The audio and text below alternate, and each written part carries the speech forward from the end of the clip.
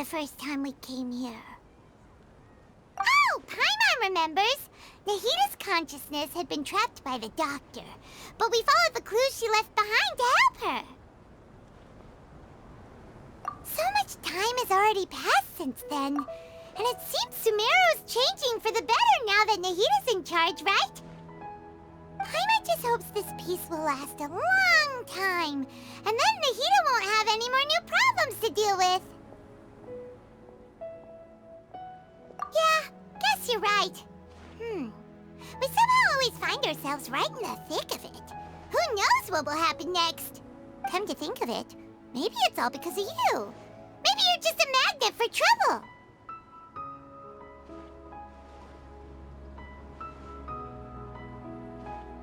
Huh? Me? Before Paimon ran into you, Paimon never ran into any trouble. At most, when she was super tired, Paimon got caught in some strange whirlpool and sucked out into sea. And even then, you fished Paimon out! Anyway, for Nahita's sake, maybe we should think about heading to our next destination for now. Ah, look who it is. Running into you in a place like this? I can see you two still love wandering around. Oh, it's Dia! Since when are we just wandering around? We're usually taking care of some serious business. Even though it may have nothing to do with our journey. But never mind that. What brings you here? I just finished a commission in the desert for a usual client of mine. Nothing too interesting. Just escorting a shipment of goods. I'm on my way to report back. That's when I saw you two all the way over there, chatting away. What were you two talking about anyway? Huh? You serious? Can't say I saw that coming. But you are travelers after all. I guess you'd never stay for too long in one place. Bumping into you like this will become a rarity.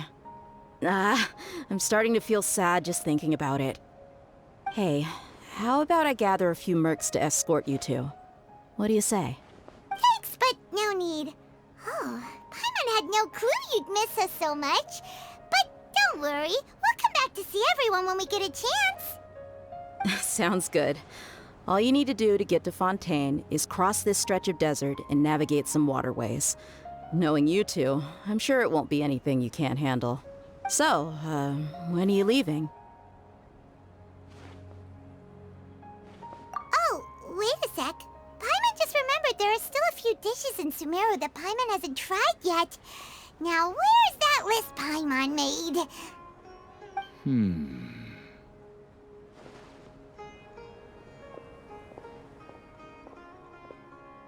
I see. Guess you won't be needing a going-away party or anything. It's sad enough to see you go like this. Though, now that I think about it, Sumeru wouldn't be what it is today without you. Seems true heroes always prefer leaving quietly. By the way, should we go say bye to Nahita? Oh, good point. Then there's no need to bother her in the real world. Then, I guess this is goodbye for now, Traveler in Paimon. Whether as a client or a friend, you're always welcome to come find me. Goodbye, Dia. Bye-bye, Sumeru.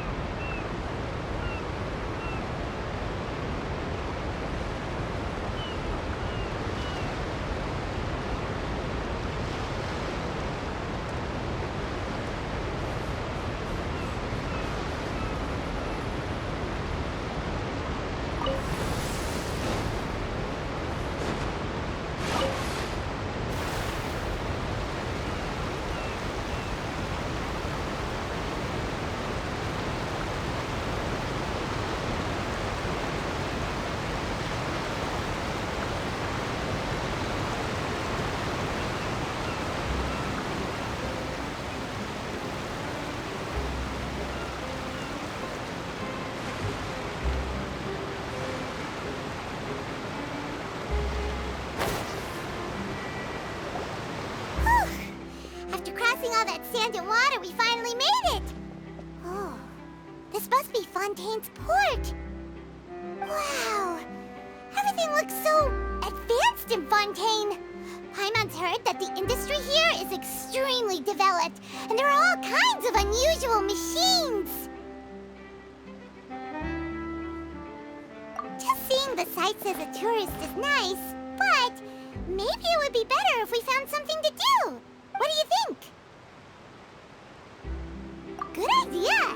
Nahida gave us loads of useful information. Seeking out the Seven is probably still our best source for information at this point. Yeah, the more we can learn, the better. So, what do you think the Hydro Archon's like? Will we get along? Nahida said that she has a very unique personality, whatever that means. To learn about a nation's god, start with the nation's people. There seems to be some locals talking over there. Let's go see if we can join the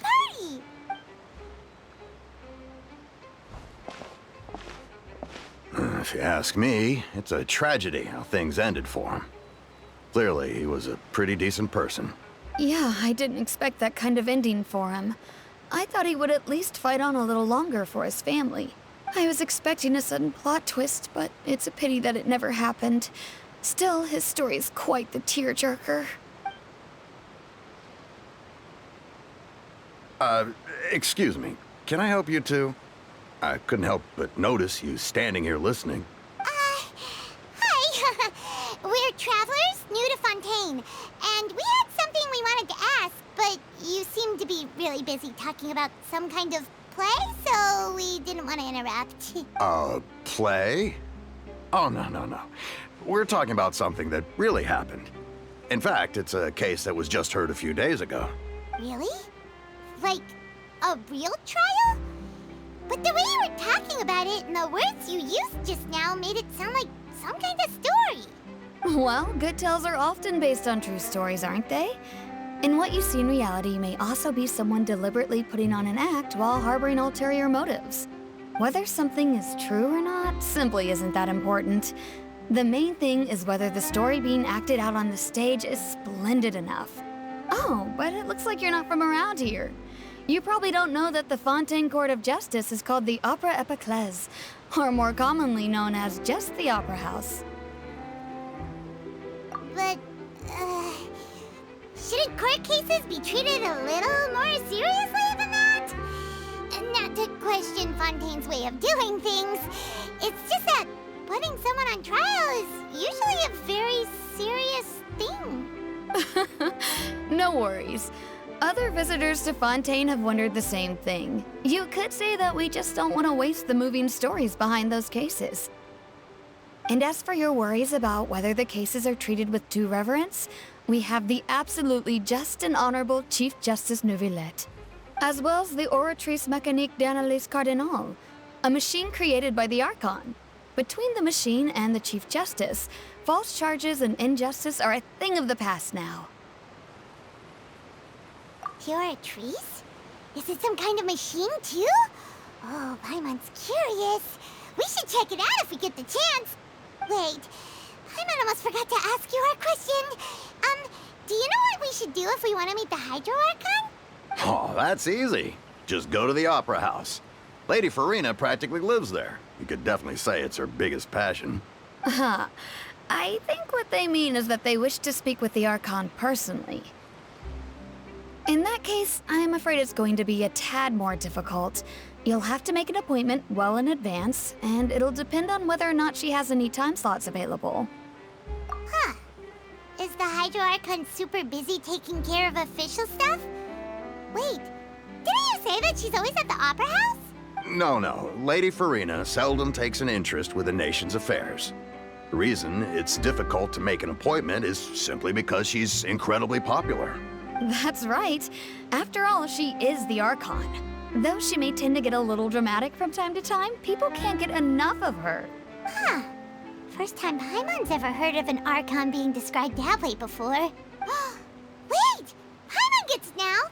The Hydro Archon is kinda like a big celebrity here, right? Yeah, I suppose you could say that. Perhaps you could even say our mascot. Hang on. This is still Fontaine's Archon you're talking about. You should show some more respect. Yes, you're right. I guess I should at least try to be a little more respectful in front of visitors. Otherwise, I might get arrested and find myself face to face with Monsieur Neuvillette. Come on. Sure, there's a lot of laws here, but nobody's going to be arrested for saying something disrespectful about the Hydro Archon. Alright, I think we get it. Thank you! At least we now know that we can find the Hydro Archon at the Opera House. But who knows how long making an appointment will take? Guess we could have a look around the city in the meantime. Hey! What are you looking over there for?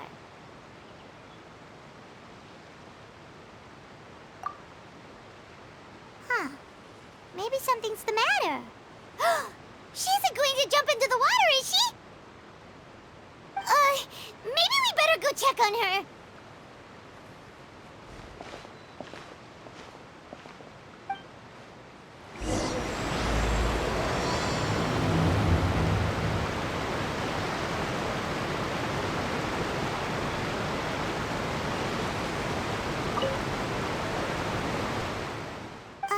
Hello there.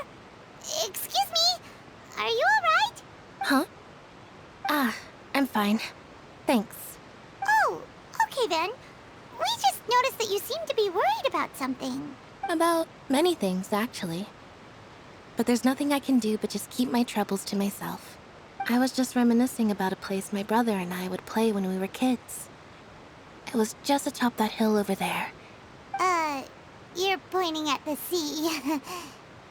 Wait, are you saying that you and your brother lived in the water?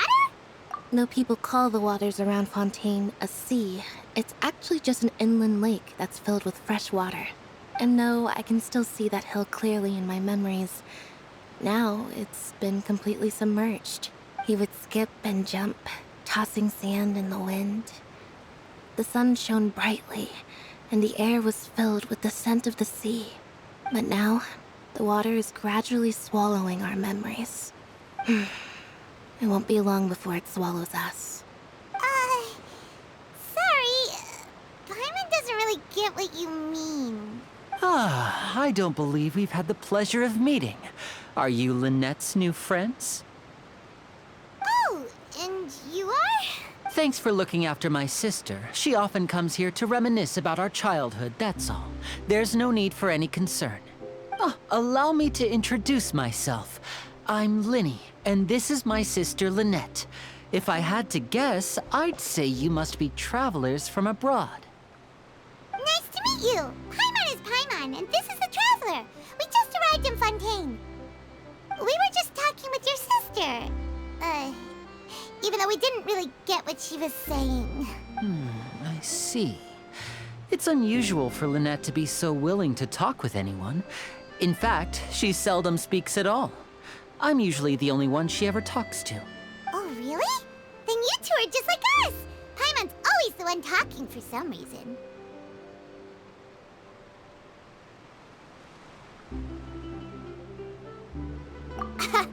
So that's how you think it is? I also think my brother can be too talkative at times.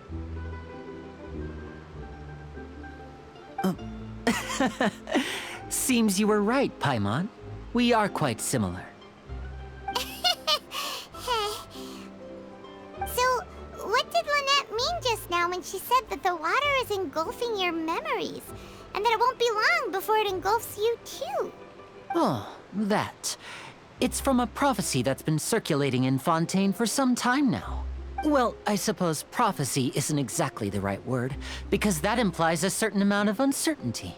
There's no doubt about what's happening in Fontaine now. Where to begin?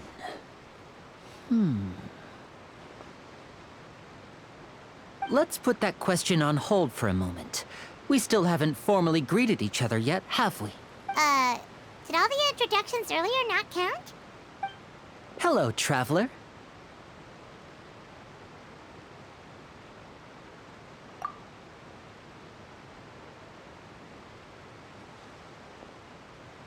And hello, Paimon.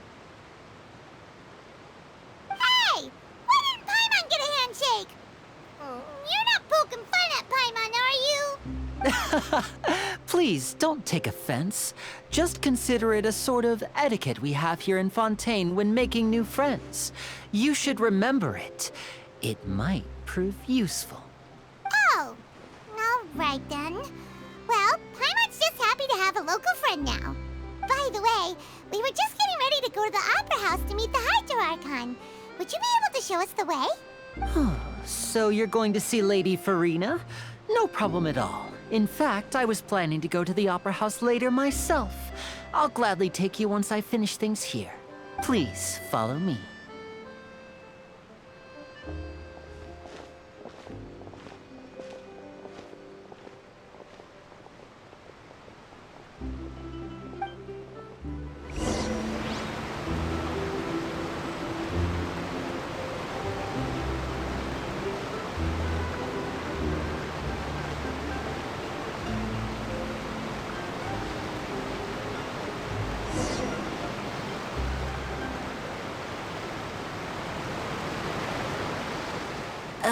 You said you were going to see Lady Farina?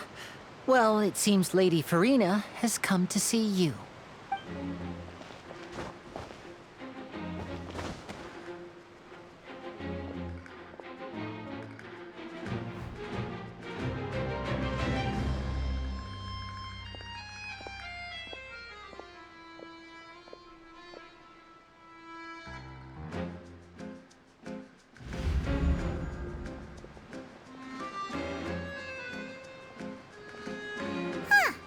So, she's the Hydro Archon?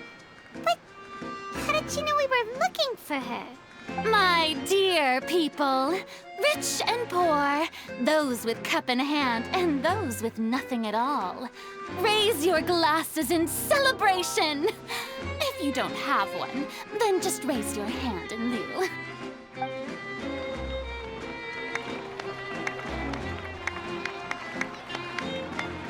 As you can all see, two unfamiliar travelers have arrived in our nation. Come, let us make a toast in honor of this traveler and her companion who have journeyed here from distant lands.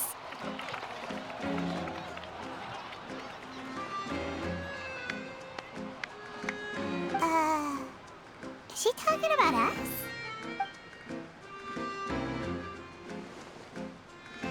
I've long heard of the turmoil and chaos you left in your wake as you visited other nations. But I welcome you nevertheless. No, I have come to receive you personally.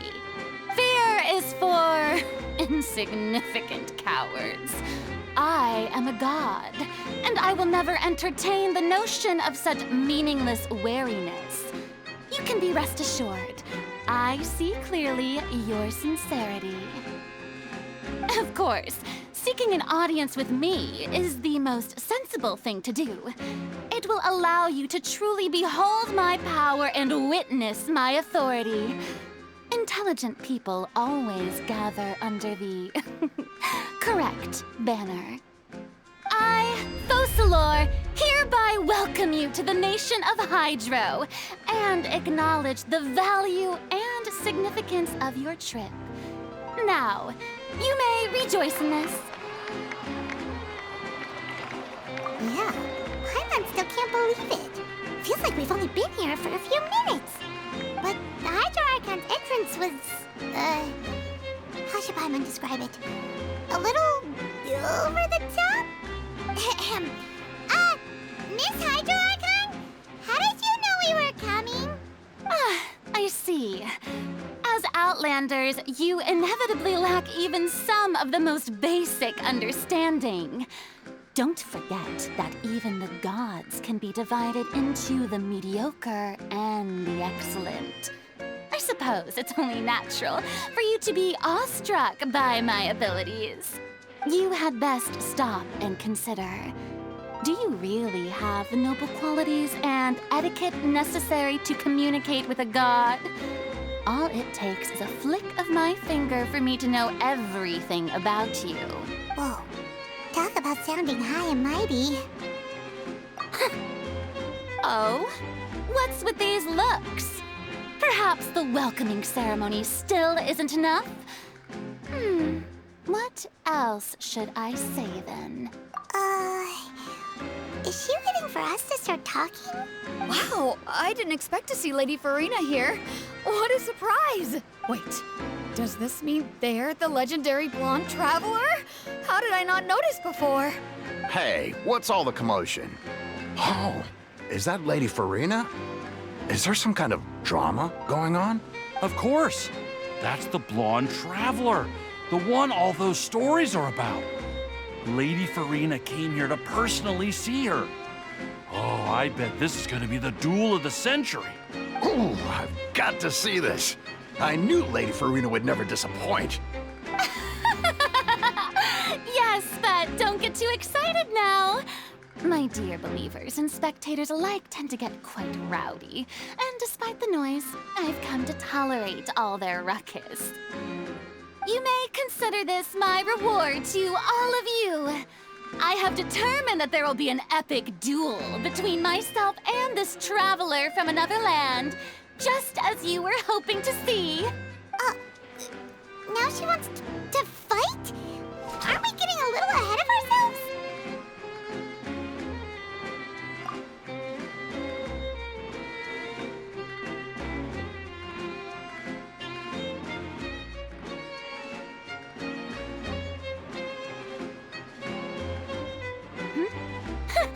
Are you not afraid? Might I remind you that this is a duel against the divine? What are you trying to do, traveler? Provoking a god in front of her people? Stand down, Clorend. I admire her bravery. Few have the courage to draw their sword against a god. She is obviously a true warrior. Unfortunately, people nowadays only crave to be thrilled, and a mere duel will not slake their thirst for excitement. Huh. Yeah, she's right. Just a duel wouldn't be all that interesting. On Araneus, criminals are always requesting duels to defend their honor. I'm getting a bit old, to tell the truth. You see. Then, as the god of justice, I shall face this traveler in another kind of duel. A duel in court! Whoa, all right! Now that'll be worth seeing! Right. This is Fontaine, after all. Such a grand opera house, it would be a pity not to use it. Why do you care so much about the crowd's reactions? Seems you've spent a little too much time in the opera house. Besides, how exactly do you plan to have a duel in court? You mean you're going to put us on trial? Oh, we have reason to put you on trial. It's obvious, isn't it? According to Fontaine law, no one is permitted to release any flying objects within Fontaine city limits during the first 3 days of each month. You are clearly guilty of violating this law, no? Oh, so that's what they've done wrong. That's our Lady Farina. No one knows the laws of Fontaine like she does. You call that obvious? What kind of law is that? Wait, flying object? You mean Paimon? Precisely! Now, if you two have no objections, then in the name of the Hydro Archon, I order your arrest. My apologies, Lady Farina. I don't mean to spoil the fun. But if you would allow me to interject, I don't think that Paimon here meets the definition of a flying object. You tell her, Linny! Finally someone who's not crazy. How could anyone call Paimon a flying object? Ah, great magician Linny, my beloved citizen. I'll permit you to object, but how exactly do you plan to prove your claim? As a magician who just rained on your parade, I naturally should shoulder the responsibility of saving the show. So, with such an audience gathered here, allow me to perform a trick for everyone.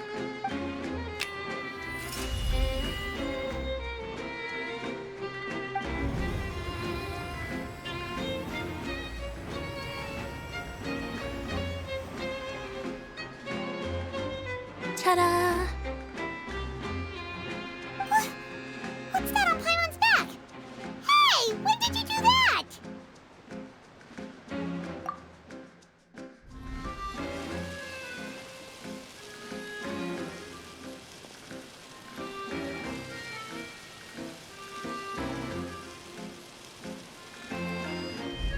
There. As you can all clearly see, Paimon should be classified as, well, something like a balloon. This rope has been in the Traveler's hand all along. It was just that no one could see it before. Huh? You call that magic? You've got to be joking. I thought it was pretty good. Nice one. Huh. I'm not sure what to think. It seems Lady Farina's charges no longer hold water.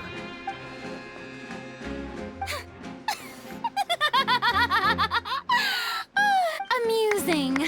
Very amusing, Linny. Just the sort of unexpected twist that I enjoy. With you here, today's performance can finally be called complete. Performance? You see all this as a performance? In which case, consider the matter of your trial resolved. The god of justice will not bring charges against an innocent person. But when there are valid grounds, I will not only judge travelers from abroad, but even the gods of other lands. I look forward to seeing your upcoming performance at the Opera House, Mr. Linny and Miss Lynette. That's enough for now. Toodaloo!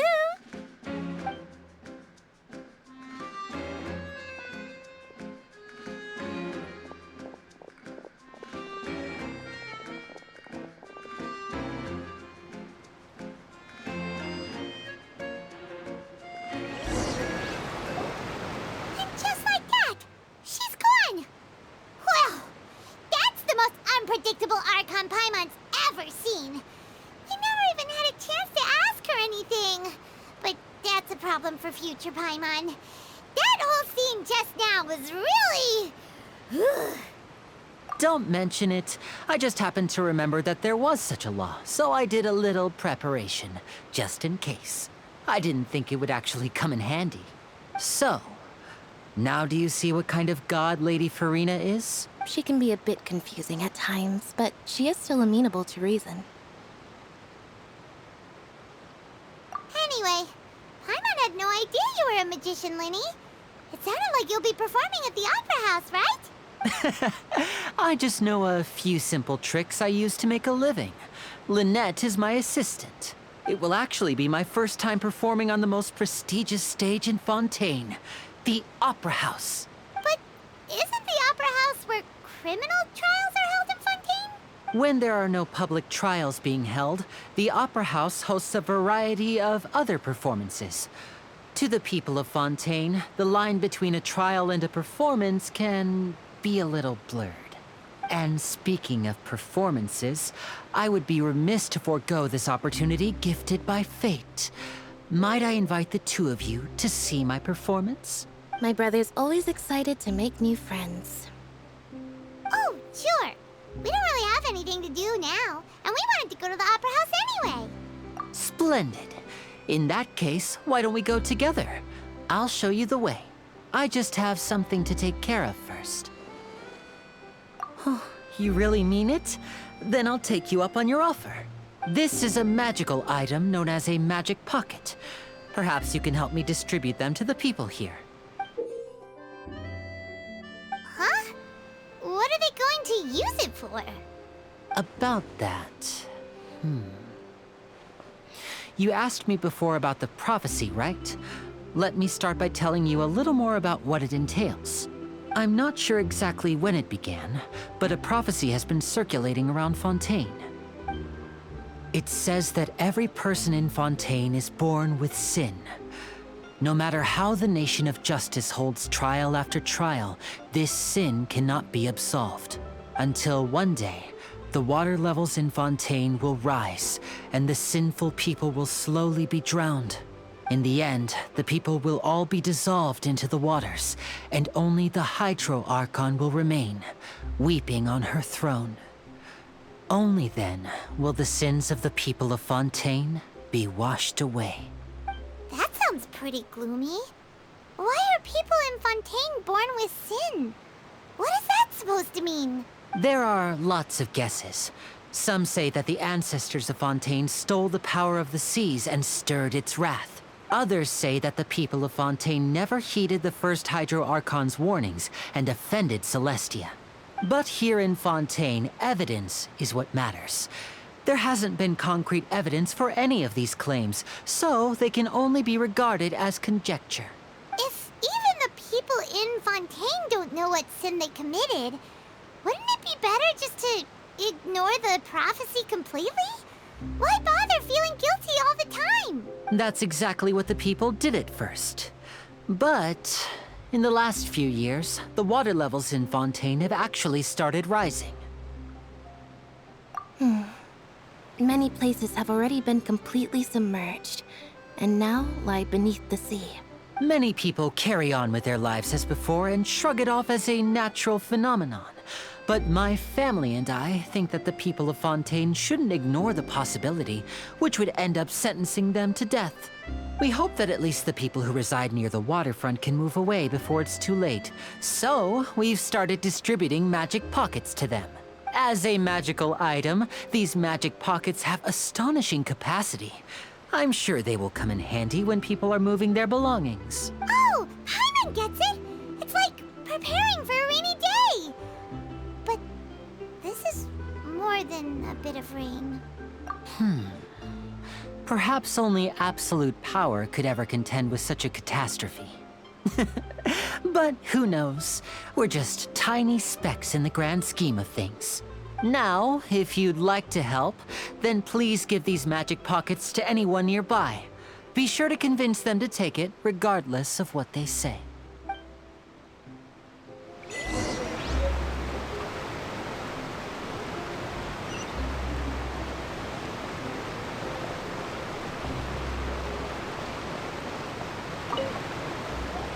What's this? So you also believe in the prophecy. Keep it. I won't have any use for it. What? You mean you don't believe in the prophecy? No, I believe in the prophecy. But I also believe in another story. The story says that people once lived in the ocean. They were one with the ocean and couldn't live apart from it. But as time wore on, people desired to live on land and developed blood vessels, encapsulating the sea within their bodies. Thus could people set foot on land. So, if you ask me, when the water rises and takes us all, it'll be like we're going home. Oh, we hadn't heard that one before. But people can't live underwater. They'll die. You should probably still take it. All right, I'll take it. I guess I just feel that being dissolved into the water doesn't necessarily mean death.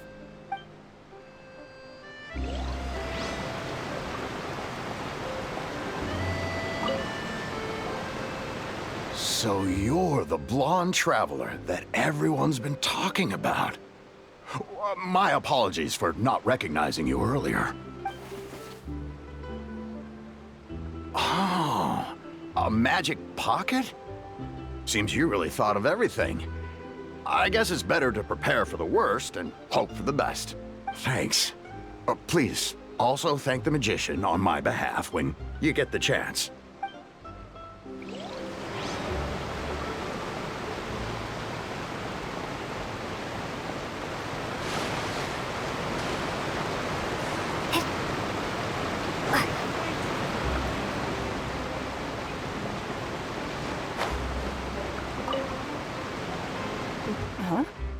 I don't want that thing.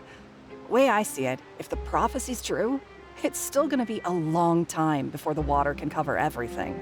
Life is all about living in the moment. What use is there in worrying about the future all the time? We'll cross that bridge when we get to it. You should still take it. You never know when it'll come in handy. Oh, all right, fine. Thanks. It's just that if I start moving, that means I've already given up on the life I have now. I'd really rather not.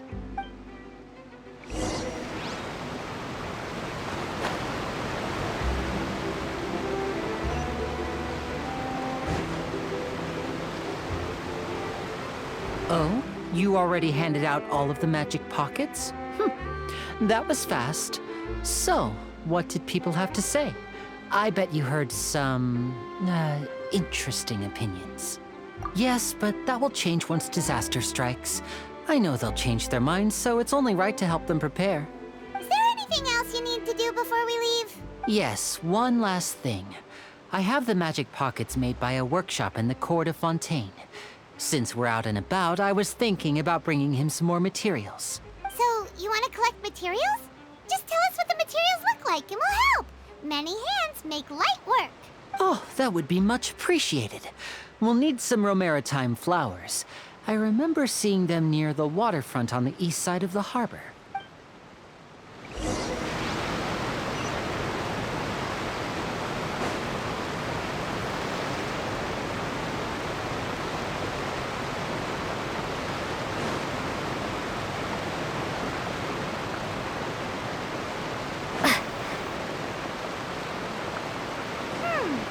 It seems we have to use Hydro to collect for maritime flowers.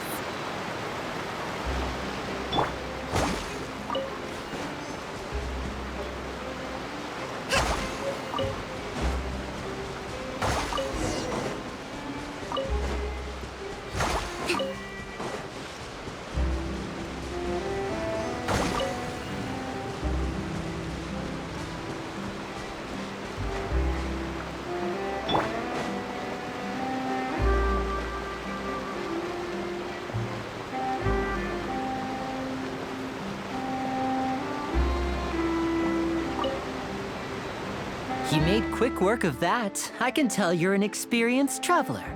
I've also finished collecting a few here. Maybe next time you'll feel like helping too, Lynette. No way. I'm in power-saving mode today. Otherwise, I fear I may not have any energy left for the performance at the Opera House. Fine. Though the performance is still a long way off. Now that we're finished here, we should get ready to head back to the court of Fontaine. So, we're going to the court of Fontaine before we head to the Opera House? Good. Paimon wants a tour of Fontaine's largest city and try...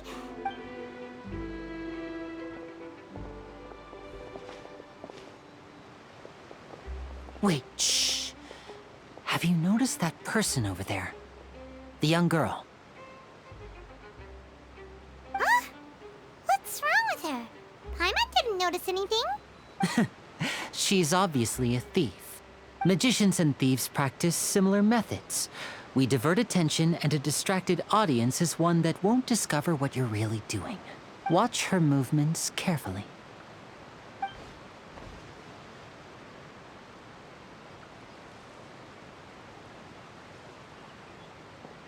Oh, he's right!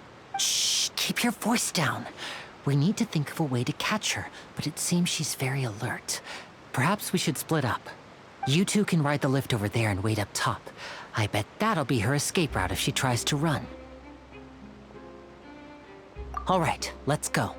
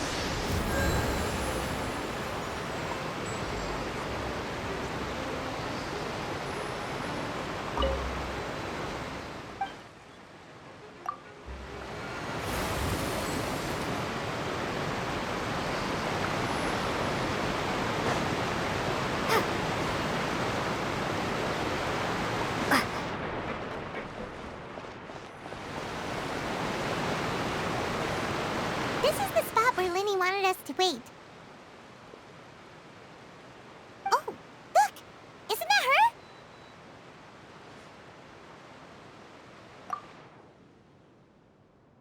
Oh no! Did she notice us? She started running the other direction! What should we do? Should we chase her?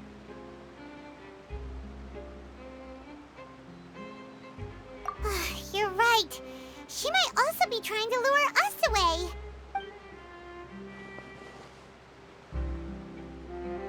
Nothing's happened for a while now.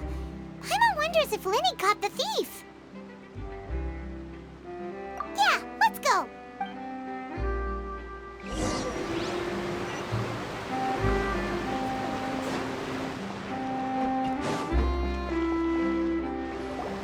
Are you sure that's all she took? You should check to make sure you're not missing anything else. No, that was all. Oh, I can't thank you enough. I didn't notice a thing earlier. Anyway, I should be going now. Thanks again.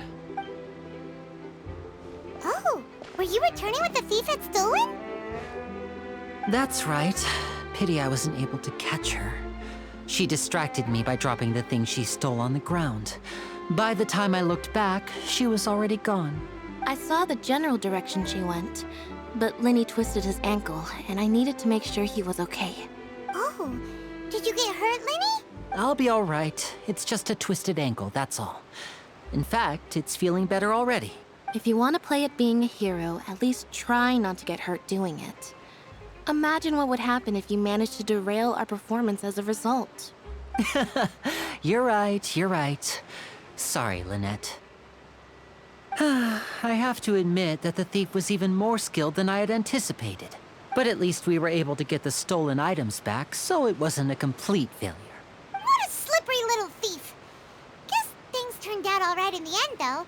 Linny's initiative paid off. All right, let's put this little detour behind us. We should go to the court of Fontaine now.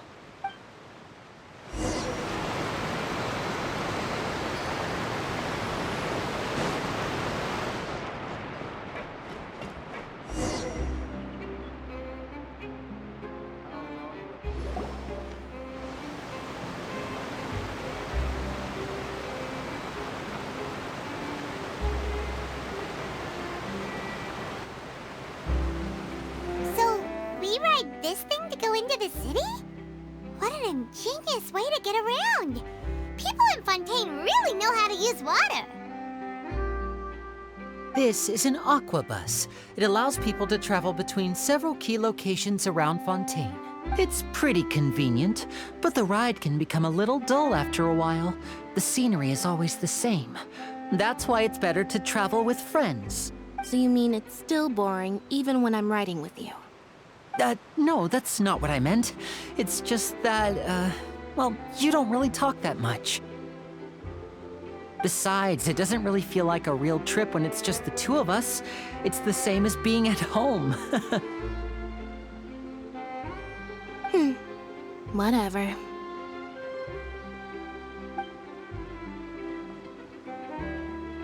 Guess that's what it's like to be an older brother. It's about time for us to leave. Let's get on board.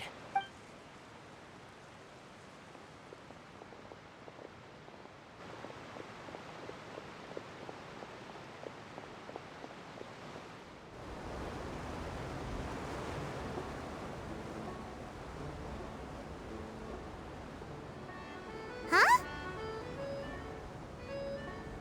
What? Traveler! Paimon! Charlotte! Oh, I never guessed I'd bump into you all riding the aquabus. In the story of my life, this is big news. What are you doing in Fontaine? I didn't hear anything about you paying us a visit. Yeah, it's quite the coincidence. But as travelers, we're always on the move. It's not surprising that nobody knew we were coming. Though we still have no idea how the Hydro Archon knew about us. Oh, let Paimon introduce you to our new friends! Oh, no need for introductions, Paimon. I would recognize the great magician Linny and his assistant Lynette anywhere. I wouldn't be much of a reporter if I didn't know who they were. It's a pleasure to meet you. I'm Charlotte, a reporter for the Steambird. Nice to meet you. From the Steambird, huh? We've often relied on your paper to promote our performances. It's an honor to meet you. Now that everyone knows each other, Fontaine suddenly doesn't feel like such an unfamiliar place. So, what have you been up to lately, Charlotte? Any big news? Not too much. When there isn't any breaking news, I mainly cover the trials at the Opera House. You can still manage to keep readers' attention as long as you tell things from a clever enough angle, even if it's the same old topics. For example, reporting on how a scammer once deceived vulnerable girls into relationships, or how a financial criminal was once so poor that they ate a single piece of bread for 5 days. You're right. Seems you know me pretty well.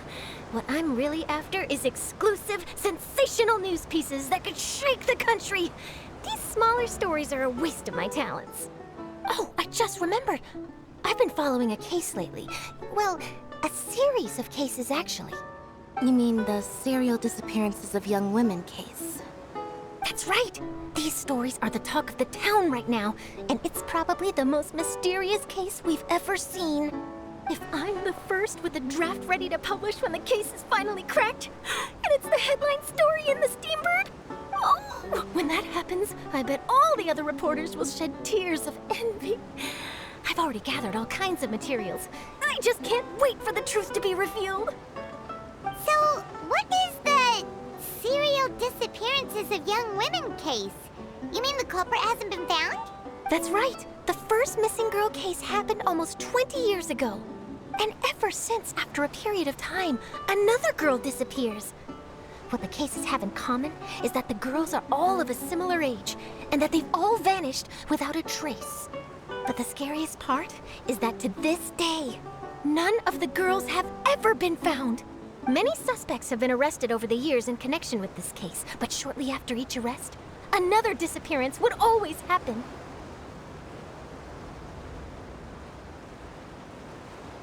Yes, it's possible.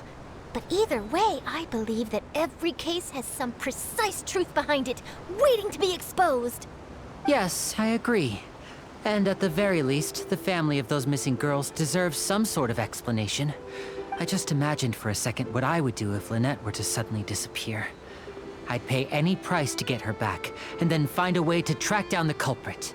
Please don't imagine that, Lenny.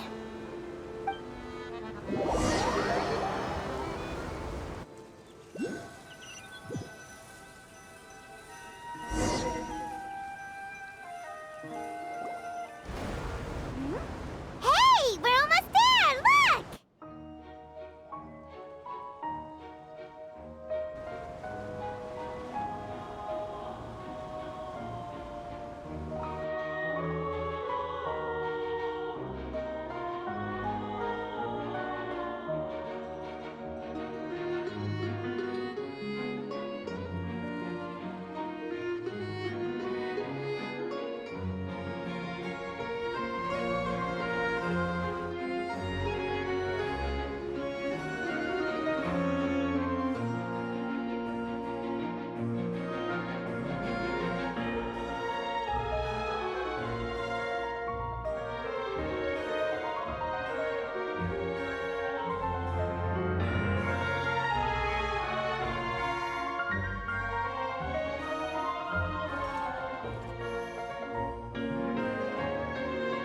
Well, I really enjoyed chatting with you. Life should be full of pleasant little surprises like this. Yeah, us as well. The ride went by too quickly. I have an interview to get to. I should get going before I'm late. Okay, Paimon hopes we can chat again soon, Charlotte. See ya! Bye now. Oh, be sure to stop by and see me at the Steambird when you have time. What a tough job. Always running around and interviewing everyone. Well, where should we go now? If you don't mind, how about we stop by my home first? Besides, I still have all the materials we collected. Sure, we wouldn't mind at all. This city is so huge, Paimon wouldn't know where to start anyway.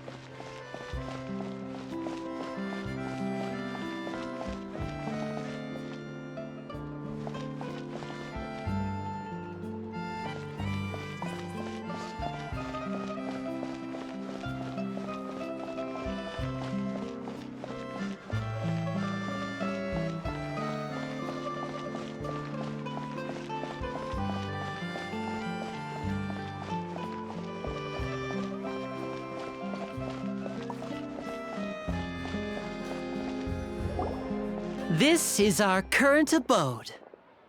Ah, Fremine, you're home. Where did everyone else go? I have some new friends that I would like to introduce. Oh, they all just went out a moment ago. I see. Everyone is getting busier now that Father will be returning soon. I suppose that can't be helped. Allow me to introduce you to my little brother, Fremine. He is a phenomenal diver.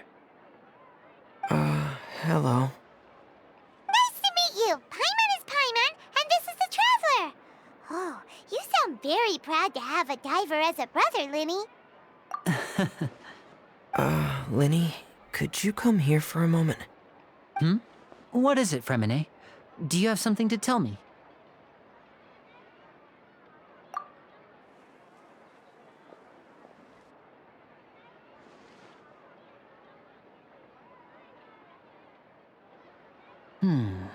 Okay, I see. Is everything all right? Oh, it's nothing. We were just discussing a little housework. Sorry for the interruption. Oh, before I forget, the Traveler and I collected more materials to make magic pockets. Were you able to get any, Fremine? Yes, I went diving and gathered lots of materials. I was about to give them to you. That's our Fremine, always quick with the underwater work. All right, I'll take these to the workshop.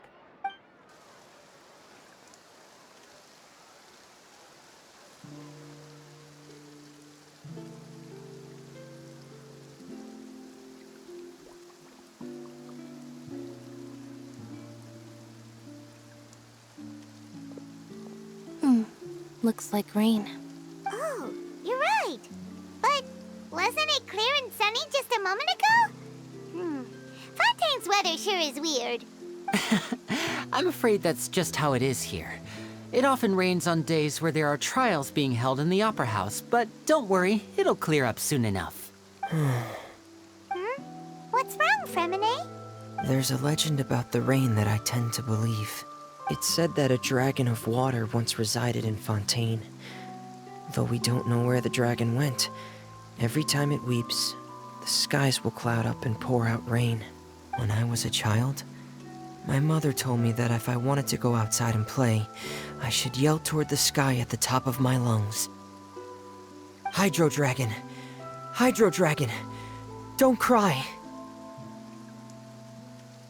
If it's an elemental dragon, then having the power to make it rain wouldn't be very unusual.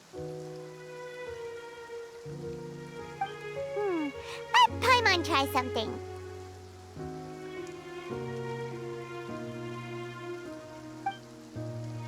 Hydro Dragon, don't cry!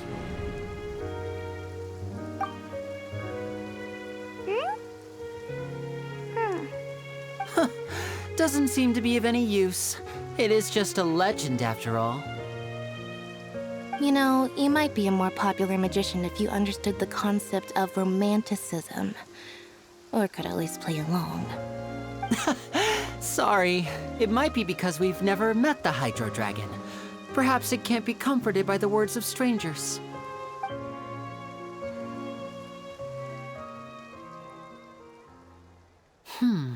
It rained for longer than I suspected.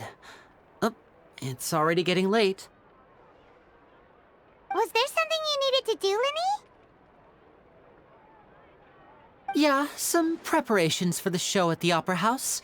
I need to find a way to catch the last aquabus of the day. On the day of the performance, just ride the aquabus to the island of Araneus. I'll have Lynette meet you at the fountain in front of the Opera House. Oh, are you leaving now? What is it, Fremine? I'm in a hurry. Oh, I get it. You feel nervous delivering the materials for the magic pockets, is that it? Perhaps we could trouble the Traveler to help us take these materials to the Beaumont workshop and deliver them to the owner there? I'm afraid that Fremine can be quite introverted, and the boss there tends to be pretty talkative. Fremine has always been a little afraid of her. No trouble at all! Don't worry, we're on the case! Sorry for the inconvenience. I'm quite useless when it comes to such tasks. I'll think of a way to make it up to you. Oh, no need! This'll be a walk for us.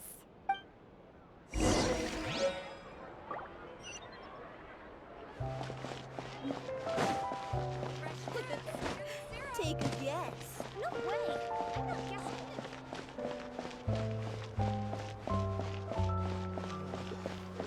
No more free conferences.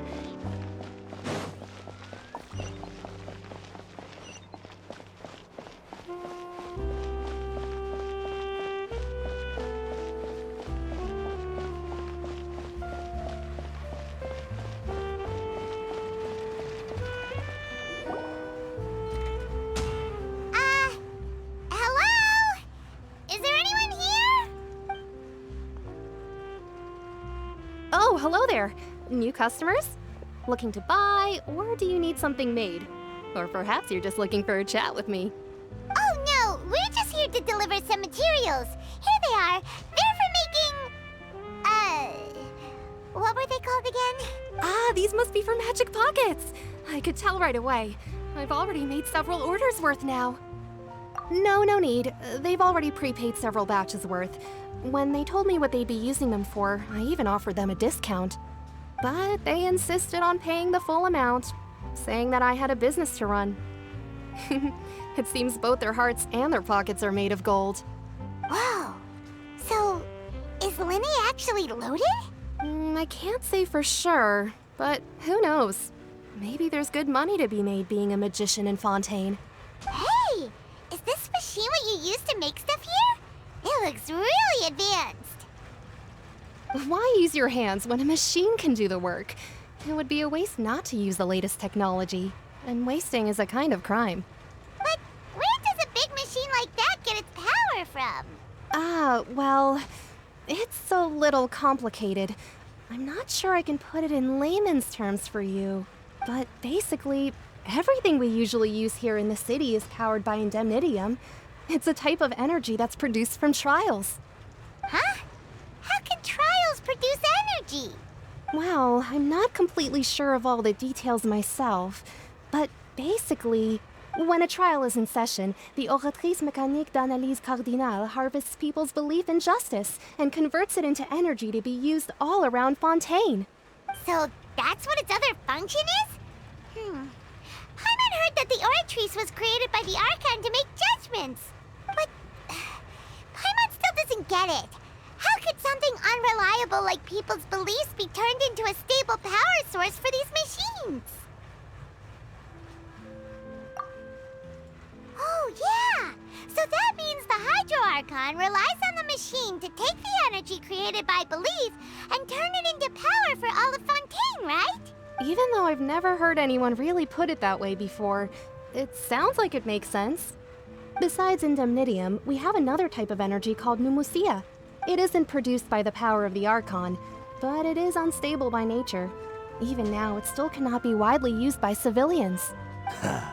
I thought I'd find you hard at work, but here you are chatting the day away. Since you're already talking, I'm sure you wouldn't mind a few words with me. You again? Didn't I already promise you that I'd have the more I owe to Confrérie of Cabriere by next month? Why are you hounding me now? Yeah, but how do we know that you won't go running off by the end of this month? I want 50% today. Wait, no, 70%. Huh? You... Seems business isn't so great for the workshop. We've already finished our job and delivered the materials. Maybe now's a good time to leave? Hey, hold on! Before you go around trying to collect payments, why don't you settle your own debts first? If Confrérie of Cabriere wants to poach clients from Northland Bank, that's fine. But I'm afraid you still owe the bank a hefty sum of mora. So why don't we work things out between us first, before you get back to your little conversation here? You're from Northland Bank. But we said we'll pay everything we owe next month. Why are you hounding me now? Traveler, Paimon! I didn't think I'd run into you here in Fontaine. What are the chances? We're surprised to see you too! What are you doing here in Fontaine? You didn't want to stay in Snezhnaya?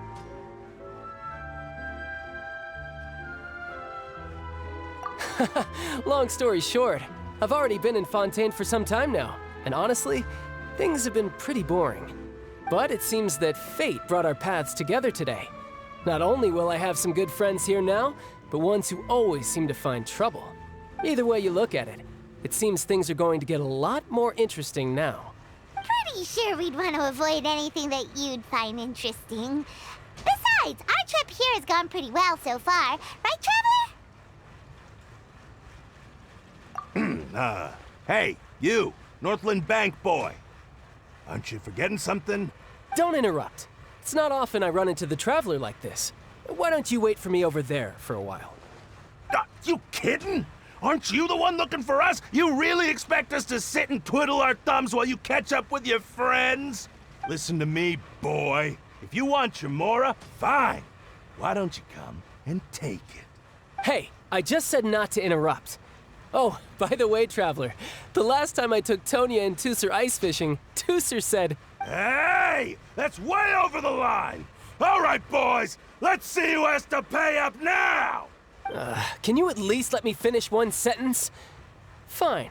Though the bank told me not to get rough with our clients, you're the ones who started it. This is an act of self-defense. You two will have to be my witnesses, okay? I'm sure this won't take long.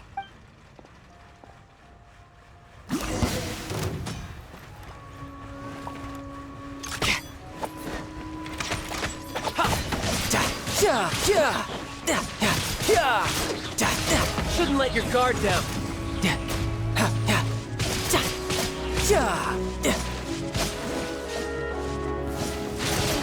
Bring it on.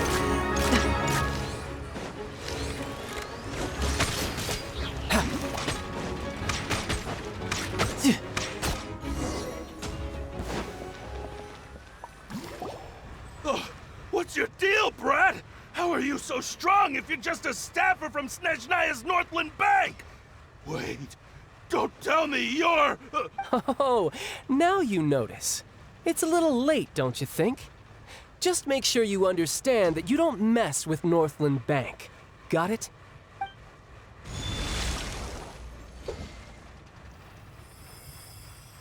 Huh?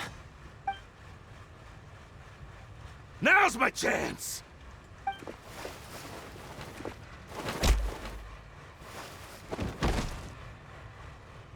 Huh. That was weird.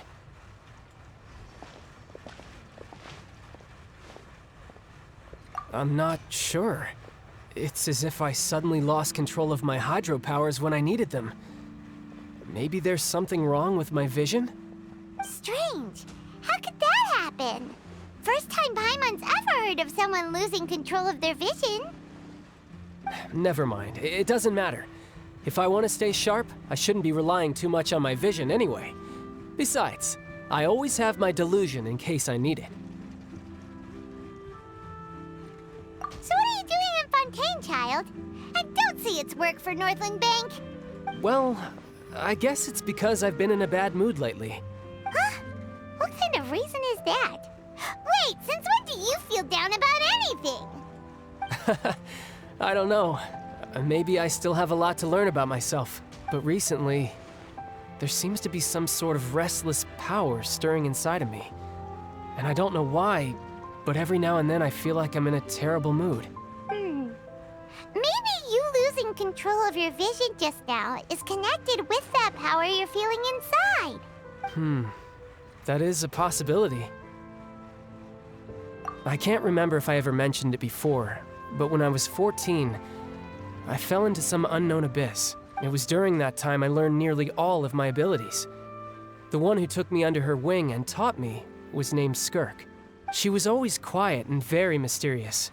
Nobody knew where she came from or what she had been through, and she was always very strict when teaching me combat techniques. One time, I asked her why she was willing to take me on as an apprentice. From what I could make of her answer, it was because I had awakened it, and traces of it remained on me. She said that all my combat training would be useful in the future. But what is it? What did you awaken? She never explained that, but my guess is that it's related to a dream I saw when I had just fallen into that abyss. In my dream, I was in the deepest depths of the sea, and the boundless seabed was all around me. But in front of me appeared a whale that was so massive, I felt like I couldn't breathe. A whale? Oh, that sounds familiar! When we fought against you before, you summoned a huge whale that seemed to leap at us. Is that the one?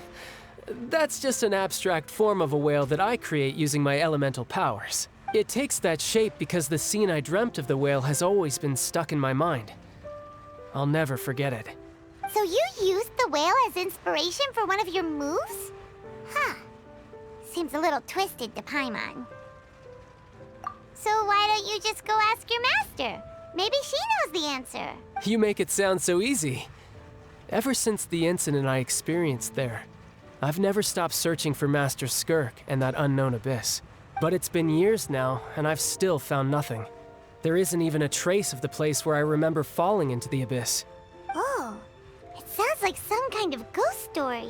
Yeah, I'm out of leads at this point, but there's nothing more I can do. It seems that strange encounters in this world tend to be elusive like that. Oh, seems the time really flies when I'm talking with you. I just remembered I have somewhere else I need to be, so I should get going.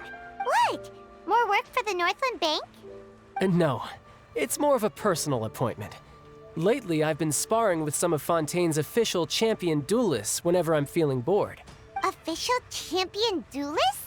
You mean it's their job to duel? Yep. In Fontaine, before a criminal goes to court, they're given one chance to defend their honor by requesting a duel with an official champion duelist.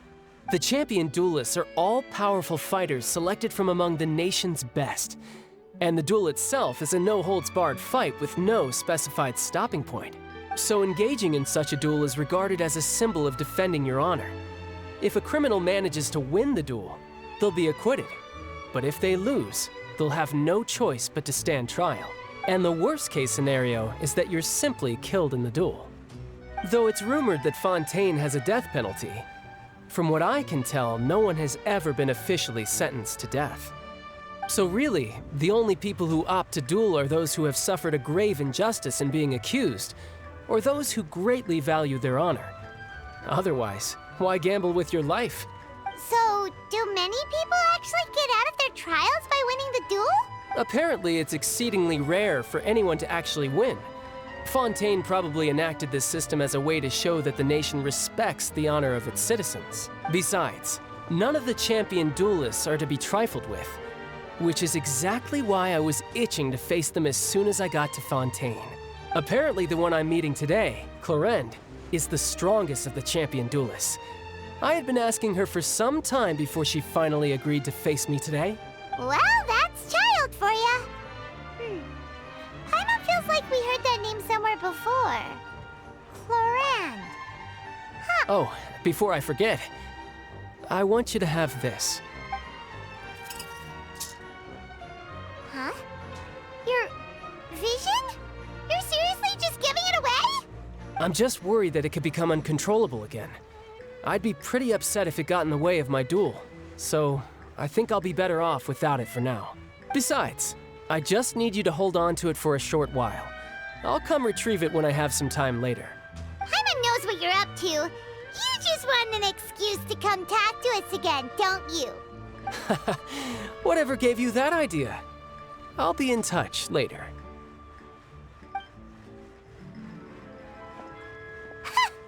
That sneaky guy. He said he's been feeling down lately, but he seemed the same as ever to Paimon. Well, seems we don't have much to do for now. We might as well walk around and see the city before Lenny's performance.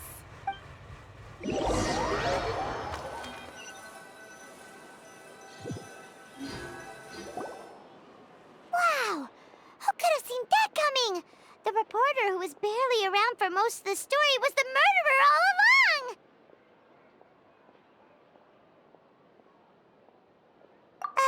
Sorry. Paimon was just surprised, that's all. Whew. Paimon never saw that twist coming. The murder mystery novels here are amazing. The whodunits here in Fontaine are a lot different than the light novels you see from Yai Publishing House. Both have their merits, but Paimon thinks this style of novels are more, well, novel. It's so exciting to reach the moment when the mystery is uncovered, especially in the one Paimon was just reading. You should buy a copy and read it too. Oh, sorry about that. Paimon will be more careful next time.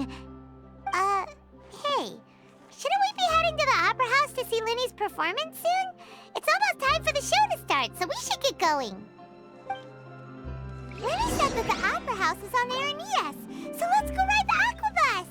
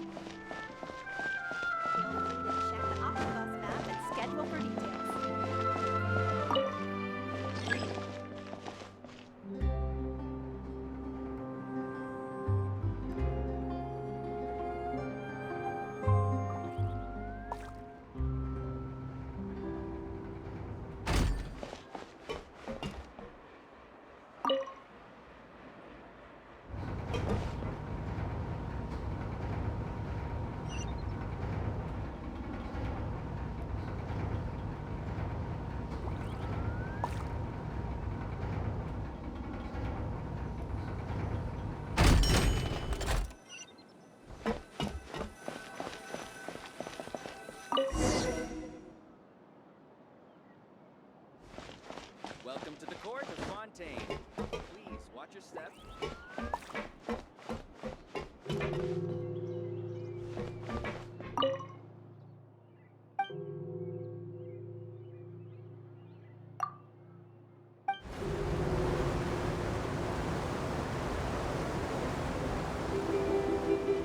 Welcome to the Navia line. I am Elfan. The boat will be departing imminently. Please do not stick your head, hands, or other body parts outside the boat. The Aquabus operator is not responsible for any accidents or injuries resulting from doing so. Also, please remember to buy the Steambird, though I don't read it myself. The destination of the current tour is Aranias. Points of interest worth visiting include the Fountain of Lucine and the Opera Epiclese. If you look to the left in the direction we are currently traveling, you will see the famous Fontaine Research Institute up in the sky. An experiment gone wrong turned new sightseeing opportunity. Human ingenuity truly is a wondrous thing.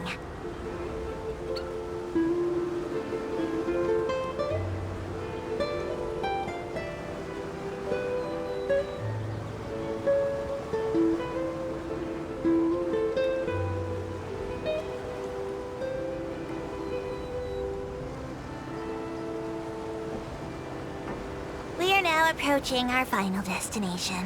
Please be sure to bring all your personal belongings with you as you disembark.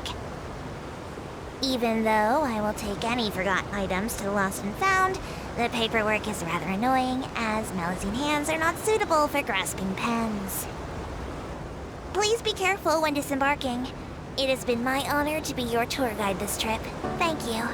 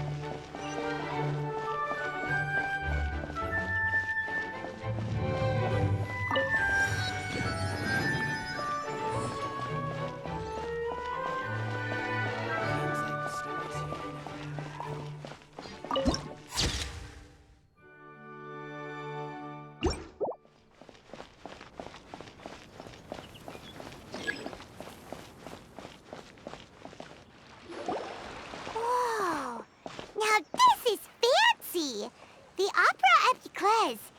What a place to hold a performance! No wonder Linny and Lynette were looking forward to it. Huh. Looks like there's a lot of people standing around the fountain up ahead. Oh, Archon, please bless us with a bright and healthy child. We pray. I don't know why you always feel the need to ask so much. I'll be happy as long as our child is healthy and lives a peaceful life. I guess if they're our kid, then there's no doubt they'll turn out smart. Maybe this is one of the customs in Fontaine. There sure are a lot of couples here. Vache.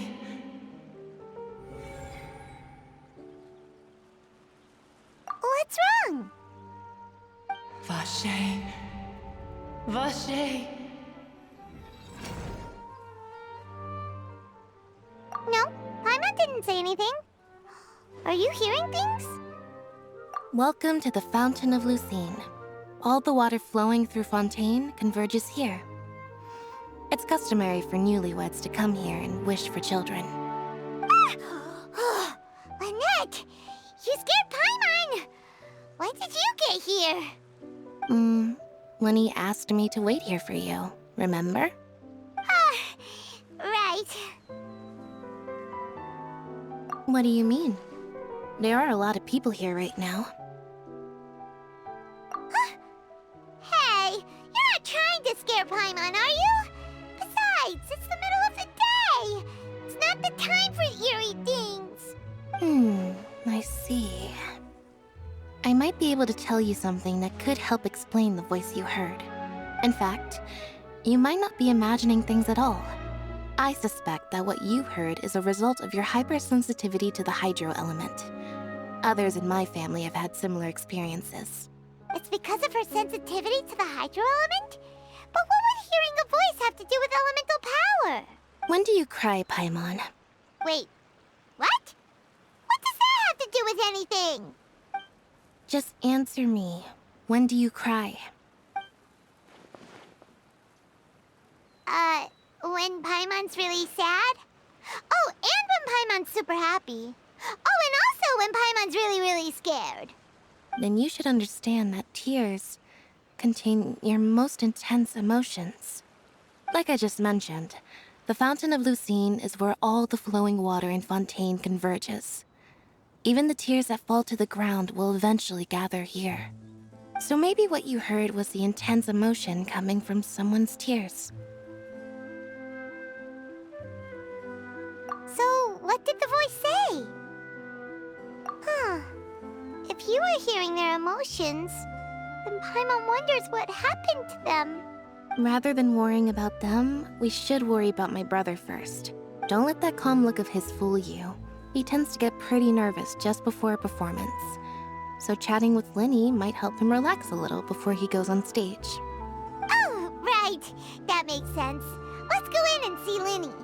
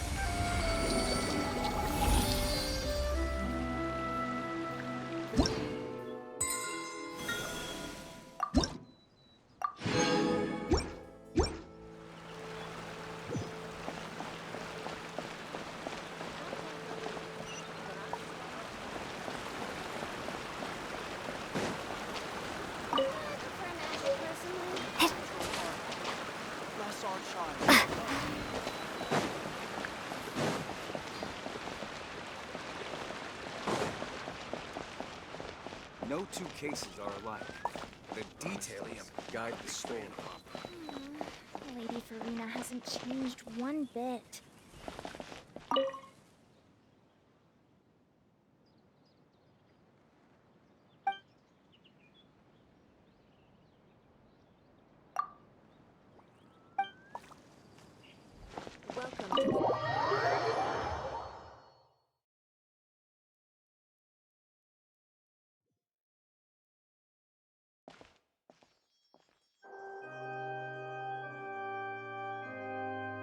Traveler and Paimon, good to see you. I knew you two would come. Are you kidding? We wouldn't miss it for the world. We've been looking forward to it. I can tell, judging by how early you've arrived. But you're actually right on time. The audience still hasn't started entering the venue yet, which means now is the perfect chance for us to take you to the best seats in the house. Wait just a moment, I'll fetch the tickets.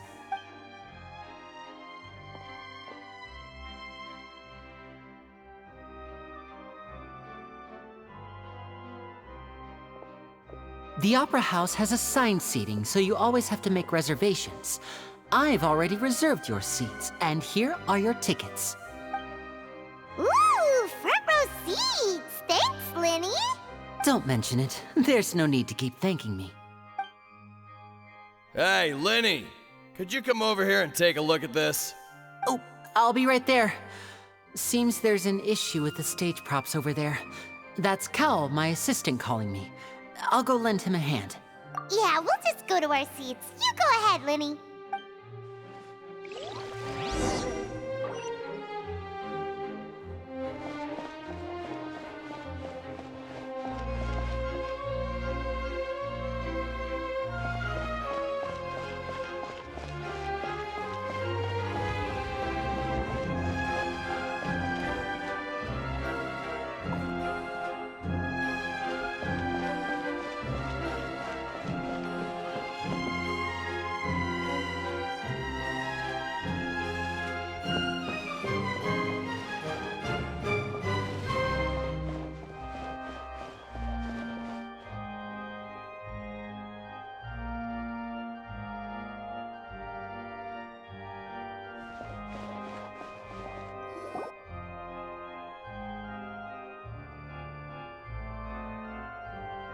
These should be our seats. Come on, let's sit down.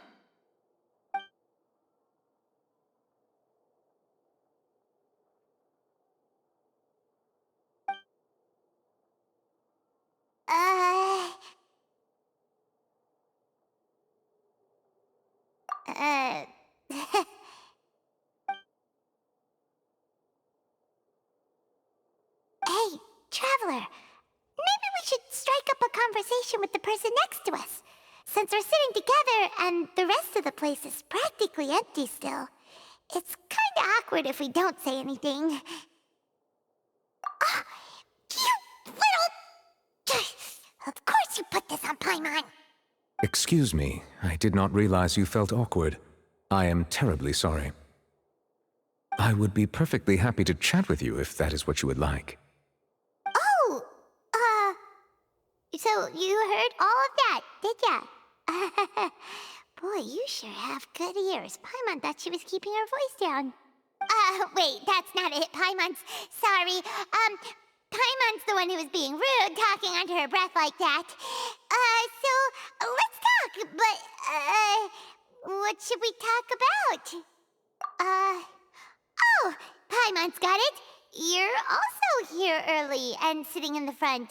Are you a friend of Linny's too? A friend, you say? Well, if Mr. Linny would like to be my friend, I would be more than happy to reciprocate. Oh, so you're not friends with Linny then? Oh, this is getting more awkward by the second. Paimon nearly forgot to make her introduction. Nice to meet you. Paimon is Paimon, and this is the Traveler. We just arrived in Fontaine. It is an honor to meet you two. I have heard of your deeds across Tevat, and as required by proper etiquette, I will also introduce myself. I am... Oh, Monsieur Nervillet. What an honor it is to have you here to see my show. Ah, Mr. Linney. I should say it is in fact an honor for me to see your performance in person. Wait, Nervillet? Could he be... I saw you all chatting just now, but it seems you still don't know who Monsieur Nervillet is. Allow me to introduce you to Fontaine's Chief Justice. That seat is always reserved for him. It wouldn't be too much to say that he's the symbol of justice and honesty here in Fontaine. Whoa! Sorry for being so rude just now. Paimon had no idea you were such an important person. No offense taken. Being Chief Justice is merely what I do for work. Nearly every person has their usual reserved seat, so I'm not so special, really. And by the way, I should probably let you know, even though I would prefer not to, there's someone sitting up there in the VIP seats that has been striking a pose for quite a while now. I believe she is trying to give you a most elegant and impressive first impression. So I think you should take notice of her sooner rather than later, otherwise she may become flustered.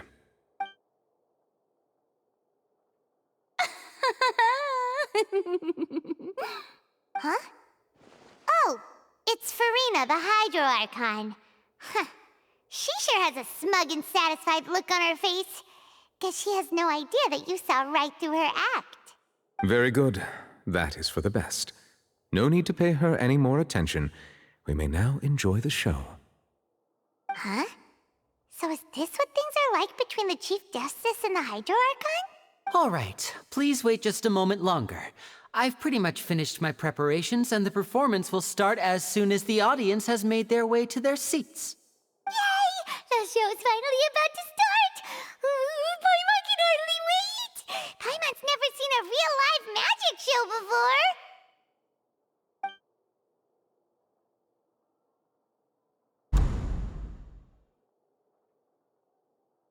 Oh! They're dimming the lights! The show must be starting!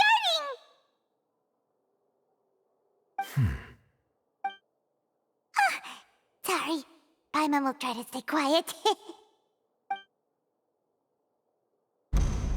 Welcome, one and all, to the Opera Epiclese. I am the star of today's show, Linny.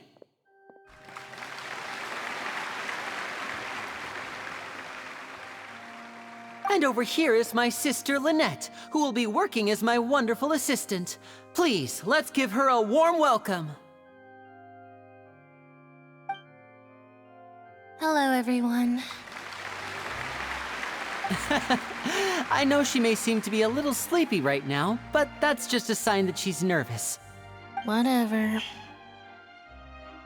Now, some of you may be thinking, two vision holders who can freely manipulate elemental powers performing magic is not true magic at all.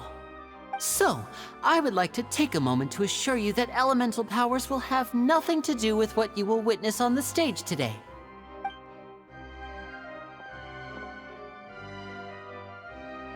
Both Lynette and myself have removed our visions for the show. That way, even the gods won't be able to help us. Oh, good point. That's what makes the show real magic. Now, without further ado, let the show begin. Lynette will now exit the stage to make some preparations. I know you might miss her, but don't worry. She'll be coming right back on stage momentarily. Perhaps in an unexpected way. I'm sure she'll be stealing the spotlight soon enough. Oh, and before I forget, there's one more thing I should say. You never know what can happen in the blink of an eye.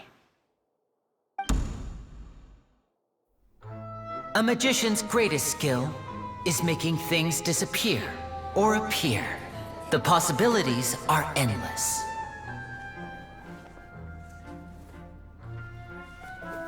Huh?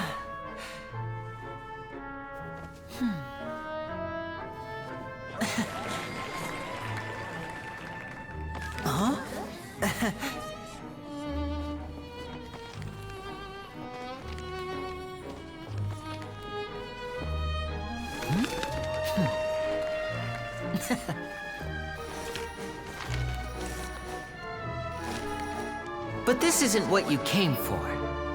These little tricks, you've seen them all before. So it's time for something truly extraordinary, don't you think? This one's a little tricky.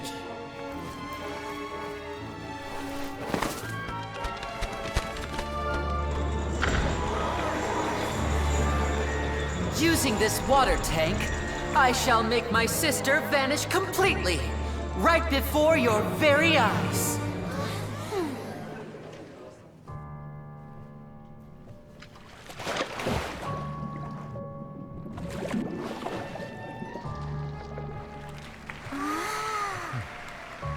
It's actually quite simple.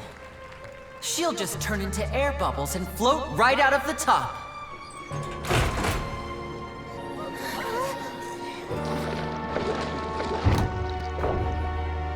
Oh no! I told them to check all the props carefully. With the lid on, even air can't escape. An amateur magician would be getting very nervous right around now. Luckily, it's me on stage, so let me show you what a true virtuoso can do.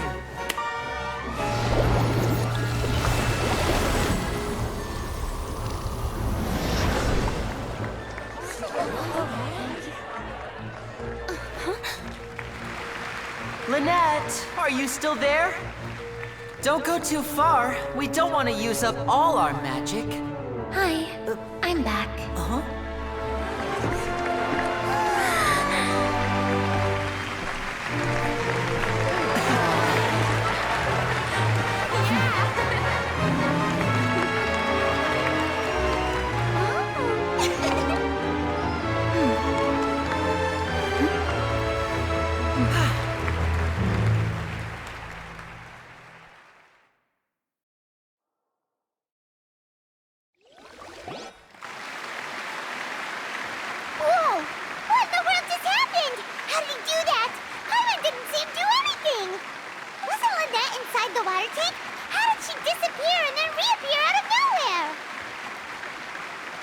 If we could see easily through his tricks, then that would mean that his skills are still lacking.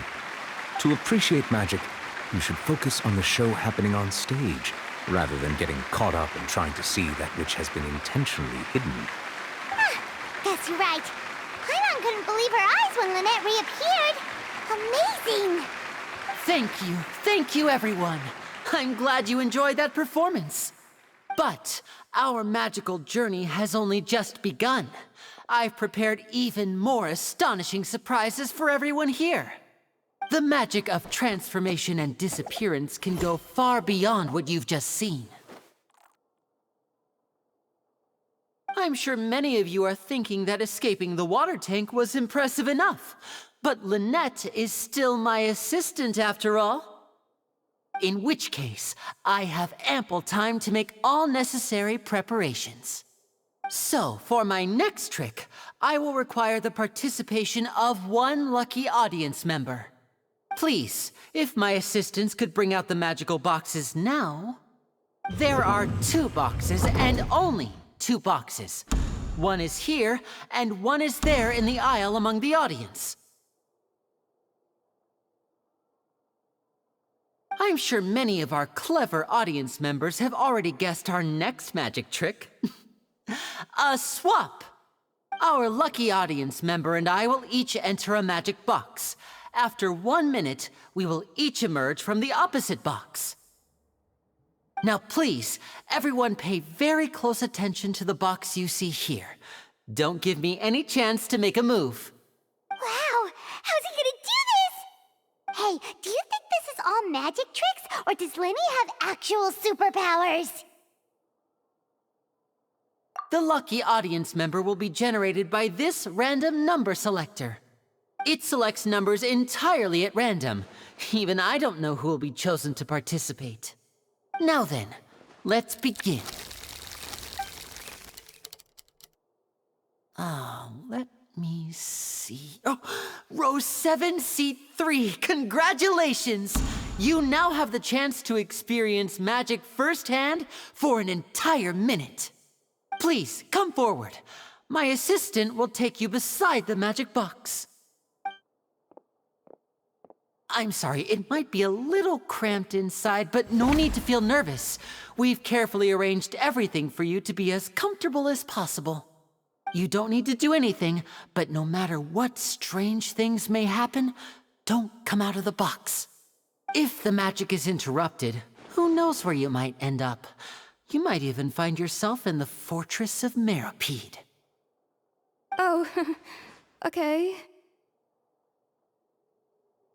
All right. Before I enter the magic box, there is one more thing I need to ask the audience to do. Could you all give me a countdown? Like this. 60, 59, 58. Just keep counting down. You can go a little faster or slower if you like. I won't be able to see anything in the pitch black box, so I'll be relying on your voices to know when time is up. Oh, and no tricks now. If you quickly count from 60 in just 30 seconds, then I'll be in a tough spot. Ooh! Paimon kinda wants to count faster after hearing him say that! No, that won't do. I can see it in your eyes. You still can't be trusted. Let's practice together. Come on, repeat after me. 60, 59, 58. 60, 59, 58! That's right, perfect. Keep it going. All right, I'll see you all on the other side once you've finished counting. 54, 53, 52? Why aren't you counting, Nervalet? I am counting in my head. I think things are exciting enough in here as it is. Merely a consequence of my identity and personality. Do not worry about me. Just enjoy the show. Oh, all right. You look so serious that Paimon thought you might be feeling uncomfortable or something. 40, 39, 38! Mr. Linney, are you all right in there? Is everything ready? Yes, I'm fine. I'm just double-checking the direction of the magic. It would be a disaster if we get sent to the wrong places. For example, mid-air right above the audience. Even though he's saying that, Lenny doesn't seem nervous at all.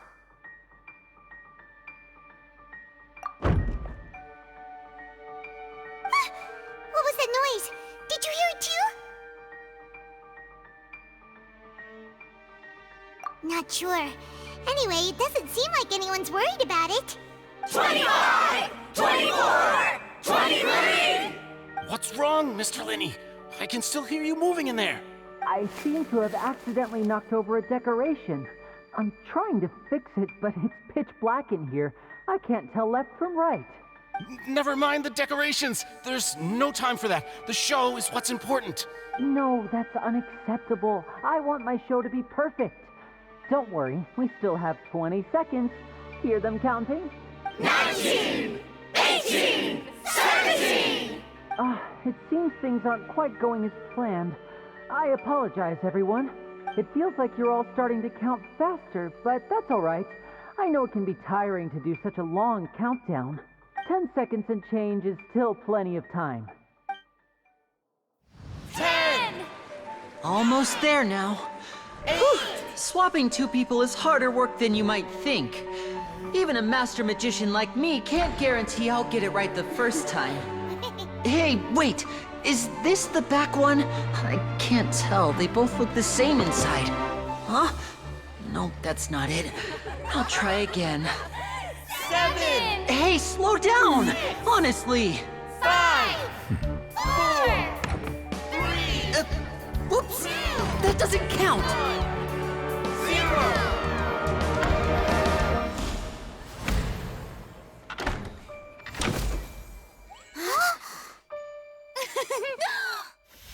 Ta-da!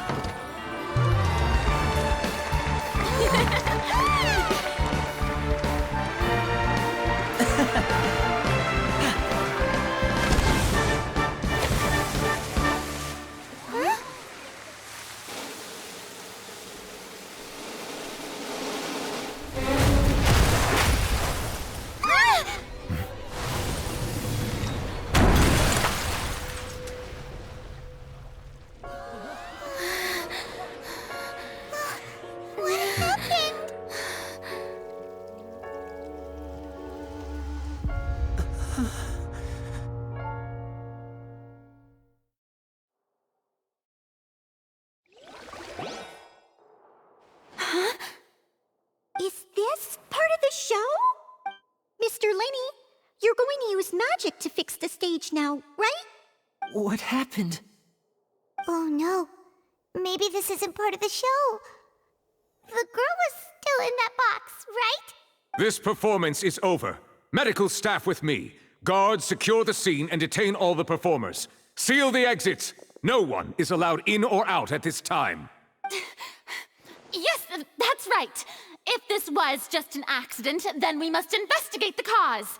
But if this was all part of some scheme, then those accountable will not escape the judgment of the God of Justice!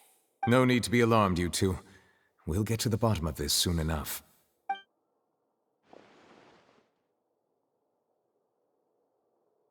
Unfortunately, the person who is in the magic box has been pronounced dead. His name was Cowell, one of the assistants in Linny's magic troupe. Apparently, the fireworks on stage ignited the ropes that were suspending the water tank, which then caused the tank to fall onto the stage.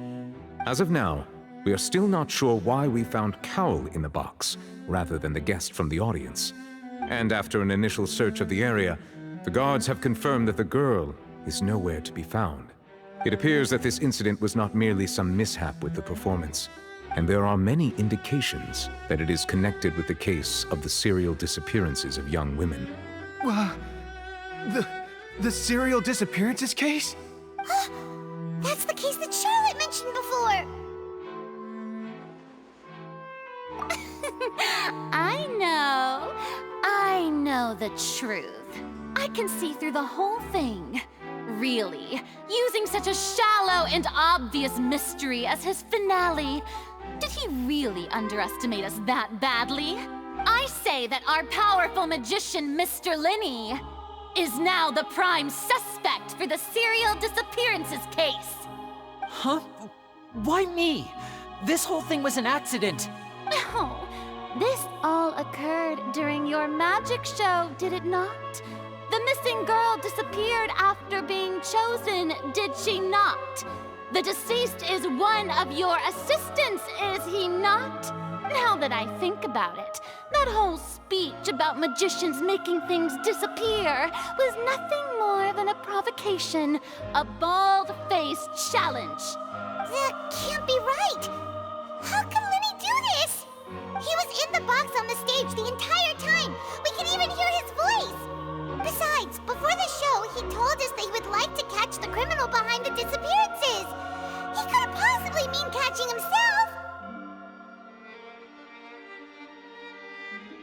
Save discussion for a later time, please. Lady Farina, may I assume that your comments just now constitute an accusation against Mr. Lenny and his associates, and that you are pressing charges? Huh? I just think that he... Well, I think it might be a little early to talk about formally pressing charges. But what Lady Farina said just now makes perfect sense. Looks like she's gonna personally deliver justice. A kidnapping and murder carried out under the cover of a magic show. Lady Farina said it all.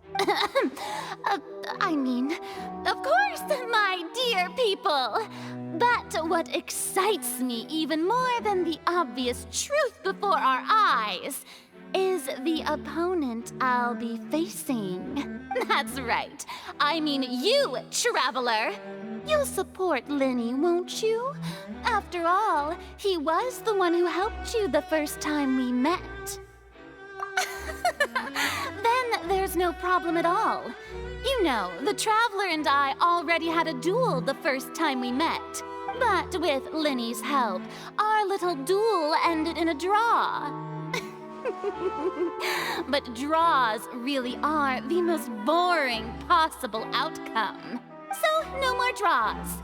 Between the two of us, there must be a clear winner and loser. And what better place to hold such a riveting showdown and decide the true victor than here, on the grandest of stages, the Opera Epiclese. It wasn't a draw. She obviously lost last time. I understand. Charges have now been pressed, and as such, a trial is in order. Well, Traveler, seems Lady Farina has set you in her sights. But putting her dramatic rhetoric aside for a moment, I would like to ask you, are you willing to act as Mr. Linney's attorney and defend him in this case? Very well. The trial will be held a day from now in the Opera House. Both sides may investigate the scene to build their cases and search for the truth. Linney and his troupe are all potential suspects and shall remain within the Opera House. The audience may begin to leave in an orderly fashion once they have been cleared by the guards. A day isn't that long. Let's see what kind of case this big shot Outlander can build in such a short amount of time. I'm really quite looking forward to hearing it.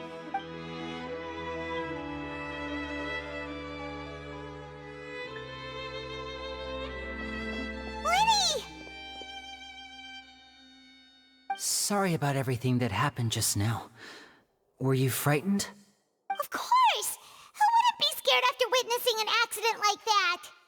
Yeah, I'm a little shaken up myself. How could this happen? And poor Cal.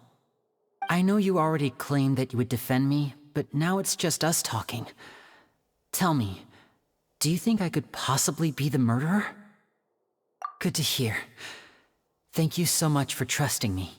I'm sure everyone sees me as the biggest suspect at this point. But if you ask me, the whole thing is mysteries layered upon mysteries, such that all that's left is confusion. I don't know whether what happened there on the stage was purely an accident or not, and I don't know why poor Cal was in the box. As for how that girl chosen from the audience could suddenly disappear, I'm afraid I don't have any answers either. If someone tampered with my performance, then we need to figure out what they did. Even a skilled and knowledgeable magician like myself couldn't pull all that off in just 1 minute. Which is precisely why we need to investigate! As this book says, the impossible could not have happened. Whatever happened must have been that which is possible.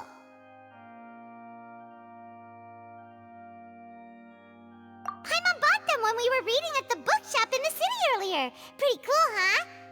Don't worry, Paimon used her own savings to buy them. It wasn't from our travel funds. I think they look cute on you, Paimon. You have good taste, Lynette! That's the right attitude. Feeling depressed isn't going to help me now. I need to get back to my normal self. But with the guards watching our every move, it's going to be especially difficult for Lynette and I to prove our own innocence. Good thing you agreed to be our attorneys. Thanks for that. We'll be counting on you. Yes, thank you so much. Yeah, just leave it to us. Oh, since we're going to start investigating, Paimon has a question first. Where did Lynette go during the performance? Ah, well, I'm afraid that would involve some of our essential trade secrets as magicians. The secrets behind our magic are past saving, Linny. I suppose you're right. The truth behind our tricks is going to be important evidence that will be weighted during the trial. 'Tis truly a pity. As a magician, our magic show is a work of art. We've poured countless hours and spared no effort in perfecting it. But if revealing our secrets will help you uncover the truth behind what happened, then it will be well worth it. We should go somewhere else if we're going to discuss our magic tricks. We'll go speak with the guards, and in the meantime, you can go investigate the stage and the seating areas. All right, let's go have a look while the investigation teams are still here. Detective Paimon is on the case!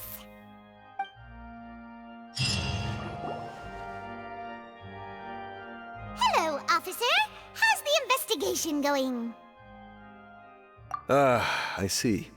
You must be the traveler that Lady Farina mentioned. Listen, I'll be perfectly honest with you. I'd avoid getting mixed up in this whirlpool of a mess if I were you. Huh? What do you mean? Come with me and you'll see. The deceased is one of Linny's assistants named Cal. Even though he hadn't joined the troupe long, he was hardworking and everyone generally liked him. The assistants are usually in charge of setting up and inspecting the props, as well as assisting with the show and keeping the crowd engaged. As you probably saw when you were in the audience, the water tank suddenly fell and smashed the box with Cowl inside it. This is the real mystery. We've already searched the scene and were unable to find any traces of the girl. However, if you look carefully, the box was positioned directly under the water tank. The ropes holding the tank were then burned by the pyrotechnics on stage, causing them to snap. All these factors lining up so perfectly makes it hard to see this as a mere accident. If anything, the more logical explanation is that the whole incident was intentionally planned, and Linny is the most likely person to have access to all these areas. But he doesn't have a motive. Are you both good friends of his? Well, you can't say we're good friends, but we've known each other for a little while. So in just a short time, he was not only able to win your trust, but even convince you to act as his attorneys. I know there's no such thing as magic. The real trick of a magician is holding the audience in the palm of their hand. I've seen a lot of cases, and I can tell you that people are the least reliable kind of evidence. Sorry, I tend to be pretty straightforward. Just know that I'm warning you for your own good. Anyway, you may investigate the scene of the crime yourselves if you're curious. Who knows, maybe you'll be able to come up with some new evidence.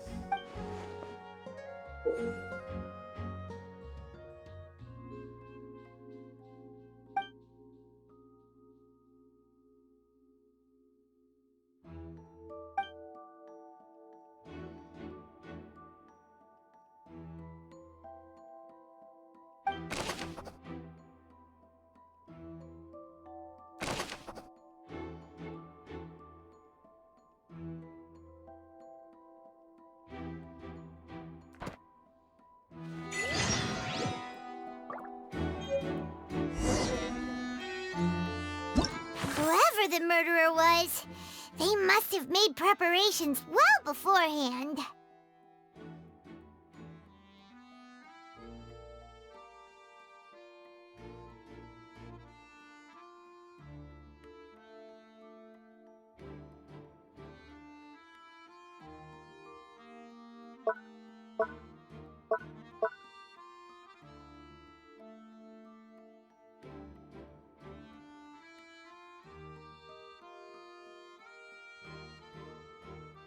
Why would it be him?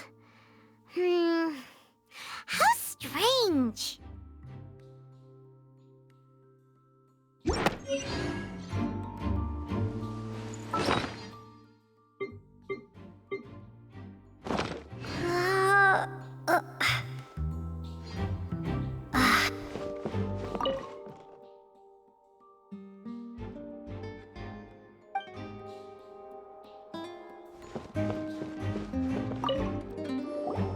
So this is the rope that broke and caused the water tank to fall.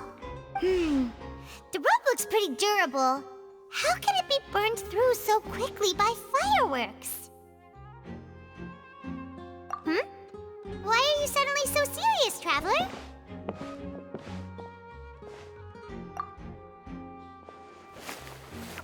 Whoa. Look! This bit is made from different material! Most of it was burned away, but there's still a little bit of it left. Huh.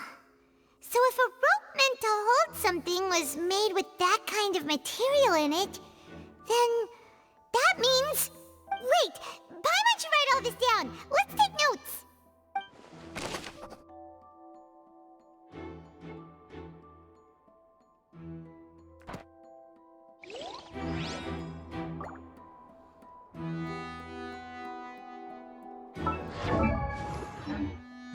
Why would it be him? Whoever this rope was obviously tampered with. Whoever the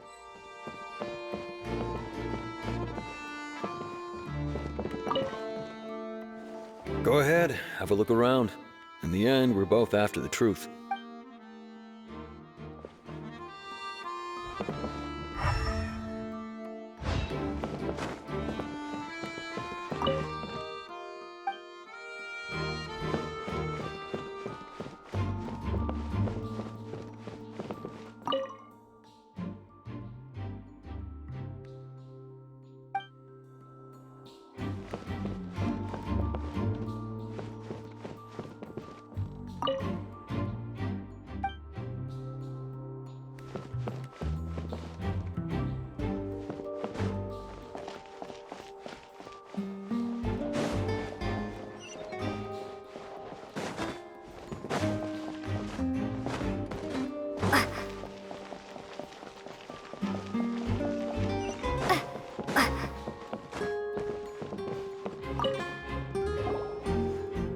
The investigation team has some new findings. Turns out there's an issue with the random number selector after all. See, I told you. What if the machine picked some big guy's seat? You think the murderer would have still made his move then? Sorry to interrupt, but we're helping Linny and Lynette with their side of the investigation. What were you saying about the number selector? There's something wrong with it? You're trying to help them? That'll be a tall order. Linny used the machine to pick a random member of the audience during his performance, right? The lucky girl that later disappeared. Well, we thought there might be a serious problem with the machine, so we had it taken away for further inspection. It turns out that the seat number it picked wasn't random at all. The machine picks that same number every time. I'm sure you already know that you have to make a reservation in advance to get a seat, regardless of whether it's a trial or some performance. In other words, Linny knew who would be sitting where from the very beginning. That much checks out. Linny reserved our seats for us, too. Bet you see why I was saying it'd be tough to make a case for Linny. Even though it's bad for Linny's case, Paimon had better write it down.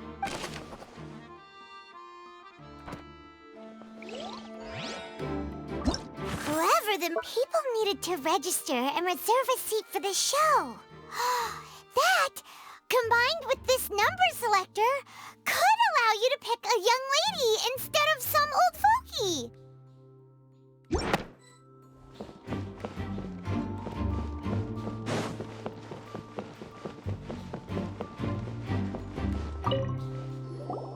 Hello there. What are you investigating? Oh, this location has also been cordoned off because the Magic Troupe members are currently considered prime suspects. The investigation team is still collecting evidence. The seats were all booked in advance, so we were able to deduce the missing woman's identity by checking the guest list.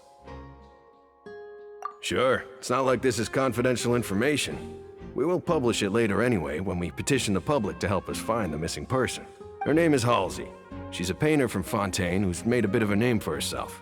Apparently, she wasn't a regular at the Opera House, but she'd been feeling some pressure with her work lately, which made her decide to come see the magic show. The Magic Troupe members all claim not to know her. We have looked into her social connections. It seems that she has no personal grievances or conflicts of interest with the suspects. Simply put, she wasn't related to the Magic Troupe at all, which matches the features of the previous serial disappearances. Were the victims of previous cases also chosen at random? That's how it seems to us, in any case. Apart from the fact that they were all young women of around the same age range, there really weren't any other connections between them. Okay then. No need to be so formal. If you do happen to see the missing girl, please be sure to contact us. It is of utmost importance that we get to the bottom of these disappearances.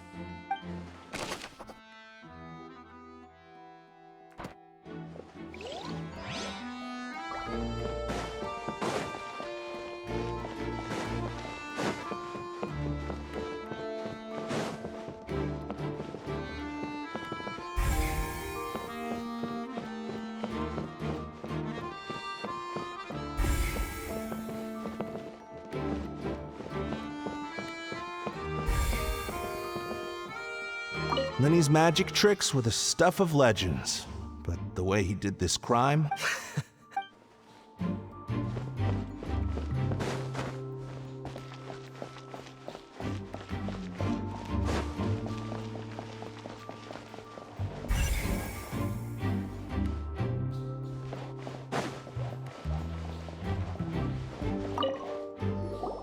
I see that you're investigating the area. Well, it just so happens that I'm interested too. If you find any new and interesting leads, be sure to share them with me, all right? We don't have too many thoughts yet. Then why don't I tell you my hypothesis first? The way I see it. And I'll start it with that loud thud. The thud? Oh, you mean the sound that happened during the countdown? Yes, exactly. It wasn't terribly loud, but I suspect that most people heard it. It's just that everyone was awaiting the results of Linny's trick with bated breath, so no one paid it much mind. But now that the incident has happened, the thud has become an important clue. That makes sense. So, what do you make of it? I'm of the opinion that it may have been the sound of Linny's accomplice. Lynette, perhaps. Jumping atop the water tank or something like that. And when the pyrotechnics went off, she cut the rope, sending the water tank crashing down.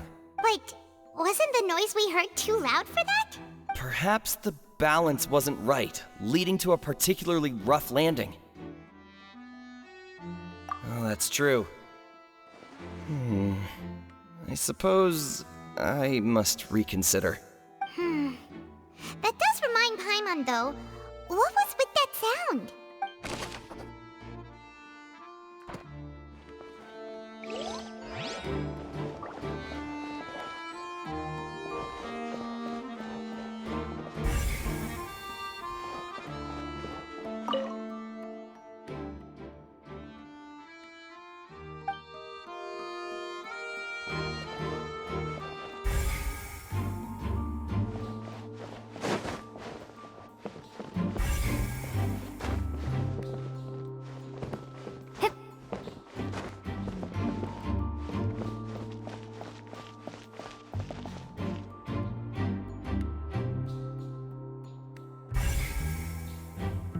Lenny's still talking to the guards. It seems he'll have a lot of explaining to do. I think someone will be assigned to monitor us later, but that's alright. Lenny's still talking to the... I think so...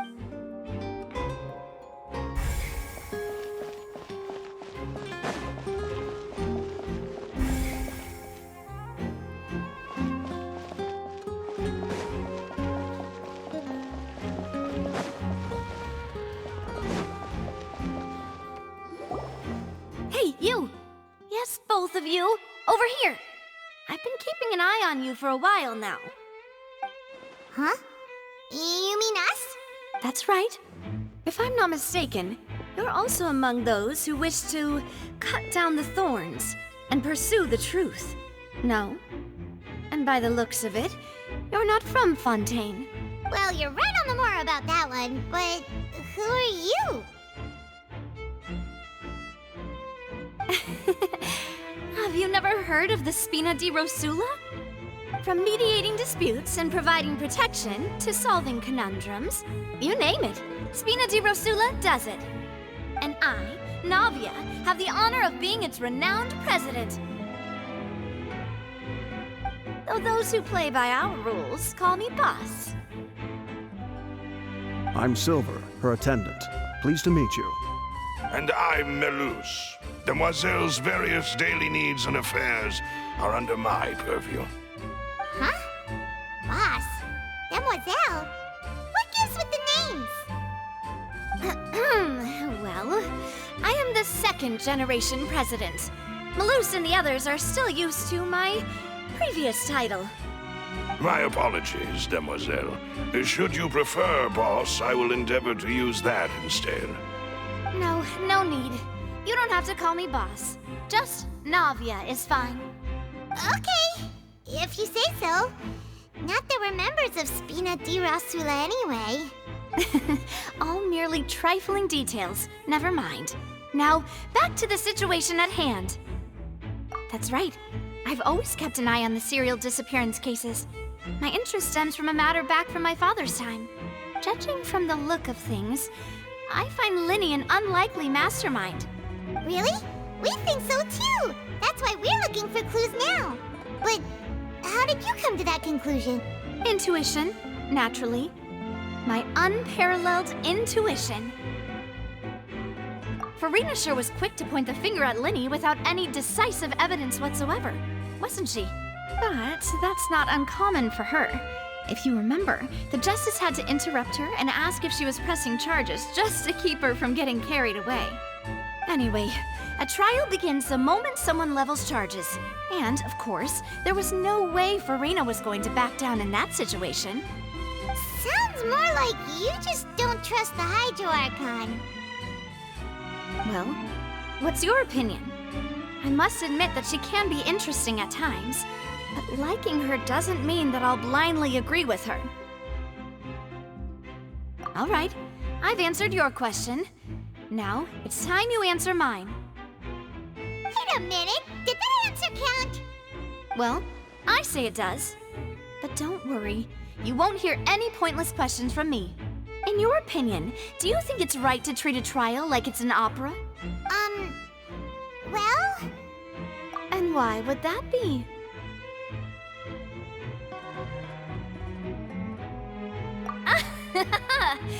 See, Silver and Maloose? I told you they'd be different.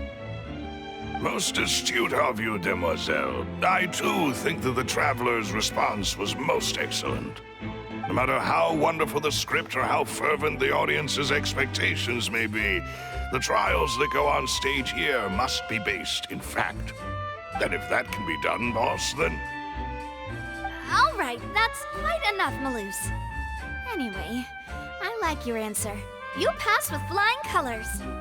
Now, I need to make some preparations, following which our joint investigation shall commence. You two shall be my assistants. Wait! Since when did we become assistants? Oh, well, I can be the assistant, sure. Or your companion, if you like. I'm really not that fussy. That's more like it. Far be it from me to brag, but I believe that Demoiselle's intuition will be instrumental in uncovering the truth. You wish to save a friend from false accusations, and we wish to unravel the disappearances. In this sense, our goals are aligned. You have a point. You're quite the talker, aren't you, mister? And what about you over there? What do you think? You seem like you've got something on your mind. I have nothing to add. Oh, alrighty then. We'll be making some preparations first. Just be sure to let us know if they start revealing Lenny's tricks. Thanks!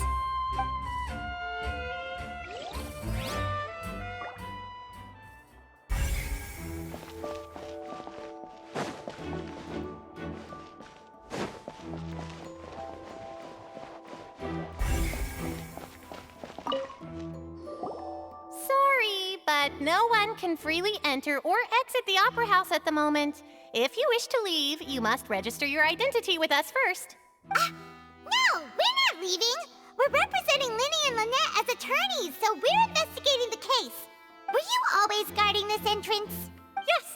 After the Chief Justice gave the order, everyone coming in or out must undergo a strict inspection. So, the missing girl couldn't have left from here. At least, not from that point on. I doubt there was much opportunity then, either. How can you be so sure, Well, because I was in charge of security near the entrance at that time. I couldn't see Linny's performance from here, which was quite a shame. Just my luck. But still, I did not abandon my post, and I stayed put no matter how loud the applause was. If someone had so much as even approached the door, I would have noticed it, let alone if they had tried to leave. We Melazines are good at that sort of thing, you know. So, it's safe to say the girl couldn't have left through here. All right, thank you for your help. This will be useful info.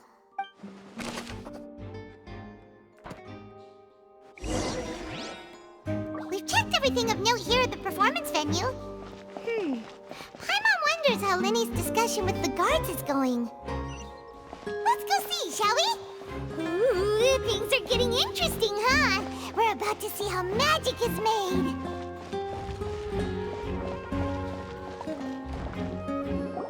Understood.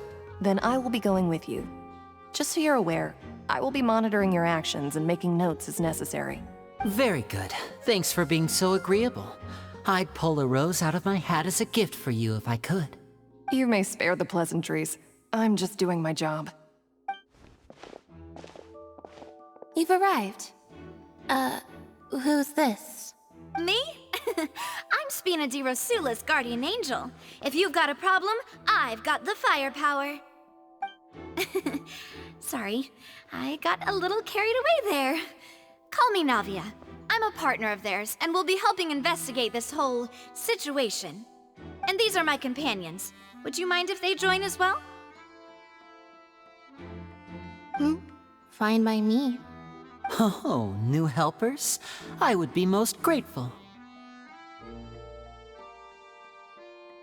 Well, let's just say we're tagging along. It's not every day you get to see the secrets behind magic performed on such a large scale. I appreciate your kind interest. Come with me. We'll be heading below stage.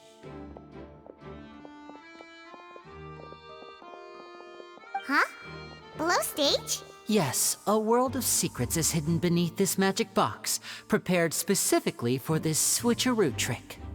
But before I reveal everything, you should have a look first. Notice anything strange here?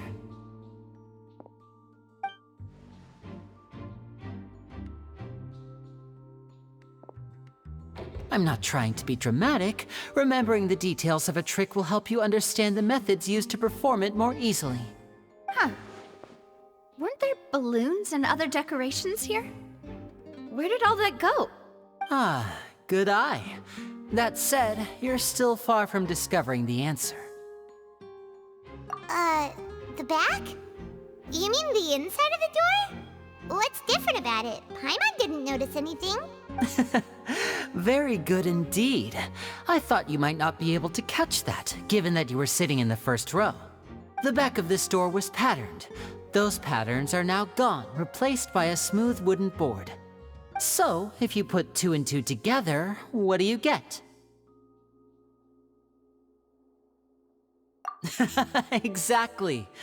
All right, let's go. I'll tell you how it works as we head down. Oh, so there was a passageway under the magic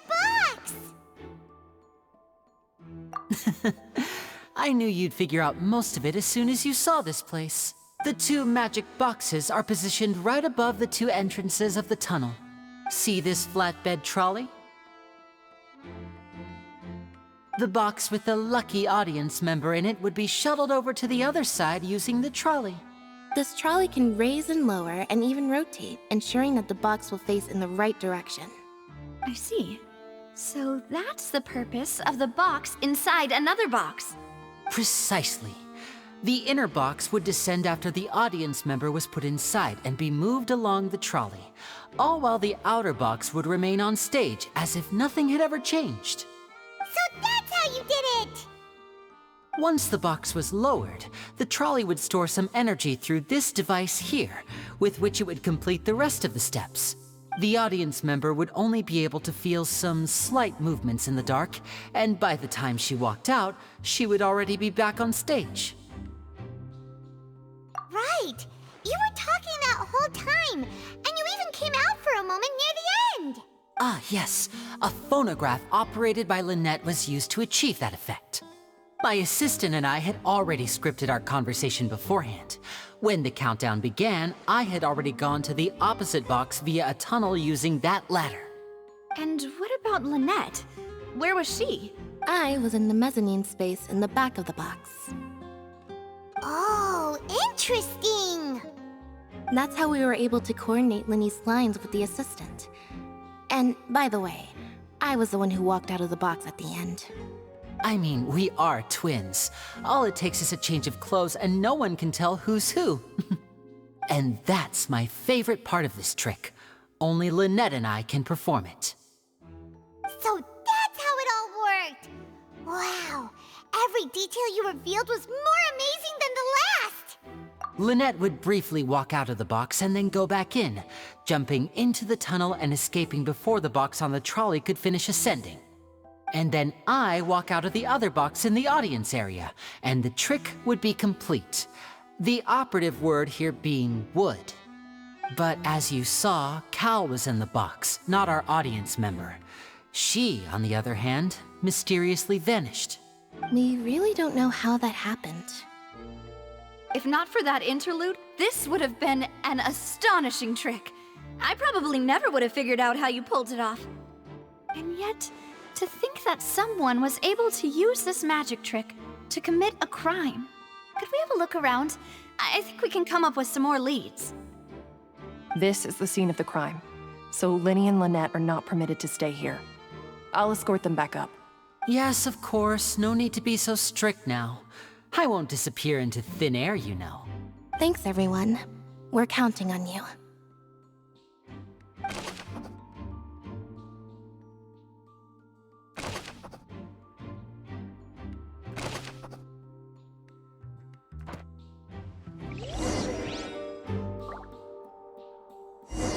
Whoever the murderer... Why would it be? Gosh, no wonder the serial disappearances never got solved.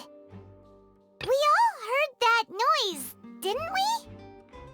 The performance would not have been visible from where the doors were guarded. If Paimon were on duty, she would have snuck back into the audience seating. Well, there was no chance Paimon could have seen that the box had 2 layers. And that's why only the 2 of them can perform this trick. Digging a tunnel just for a magic trick? Whew, that must have been a lot of work.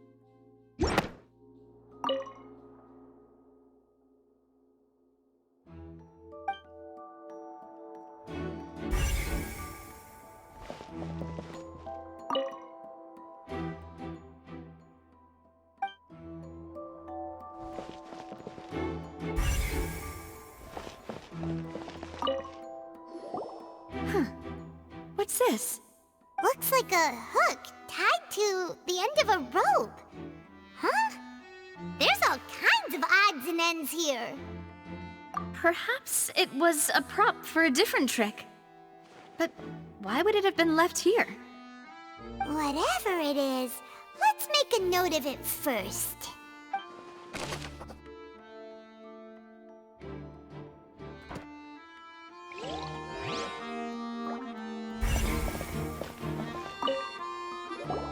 The floor is wet. Please be careful not to slip. Speaking of which, why would there be water here? Oh, Paimon knows! It's one of those tricks where you pour water into a jug and then flip the jug over only for the water to disappear? And here's a broken vase. Huh. Did the trolley knock it down while moving? That can't be. The trolley moves along tracks from start to finish. It couldn't have hit the vase at this distance. Let's note this down too and think about it later.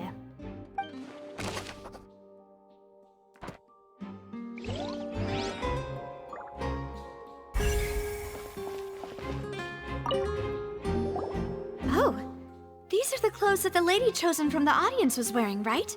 Her clothes are here, but she's nowhere to be found. Right. And do you really need to do that if you're kidnapping them? Ugh, this is so confusing. Paimon doesn't want to be a detective anymore.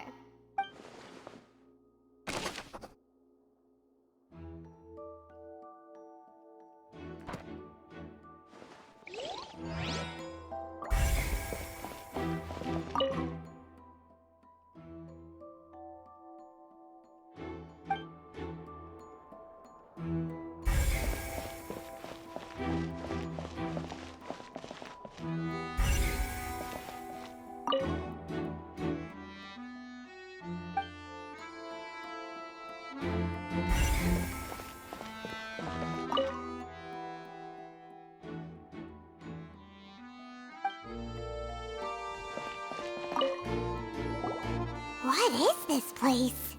It seems someone could fit through here. Huh. Could this have been the suspect's escape route? Alone, perhaps. But if they had to pull another person with them, the space would be too narrow. But there are no other ways in or out of here.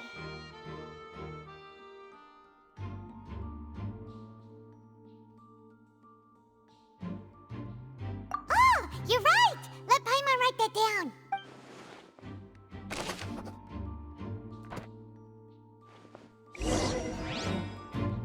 since we're...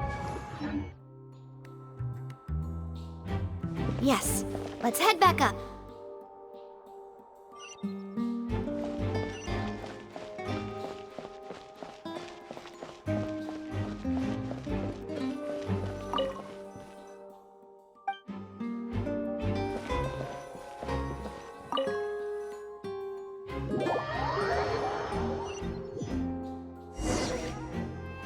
Well, we've ascertained the state of the crime scene.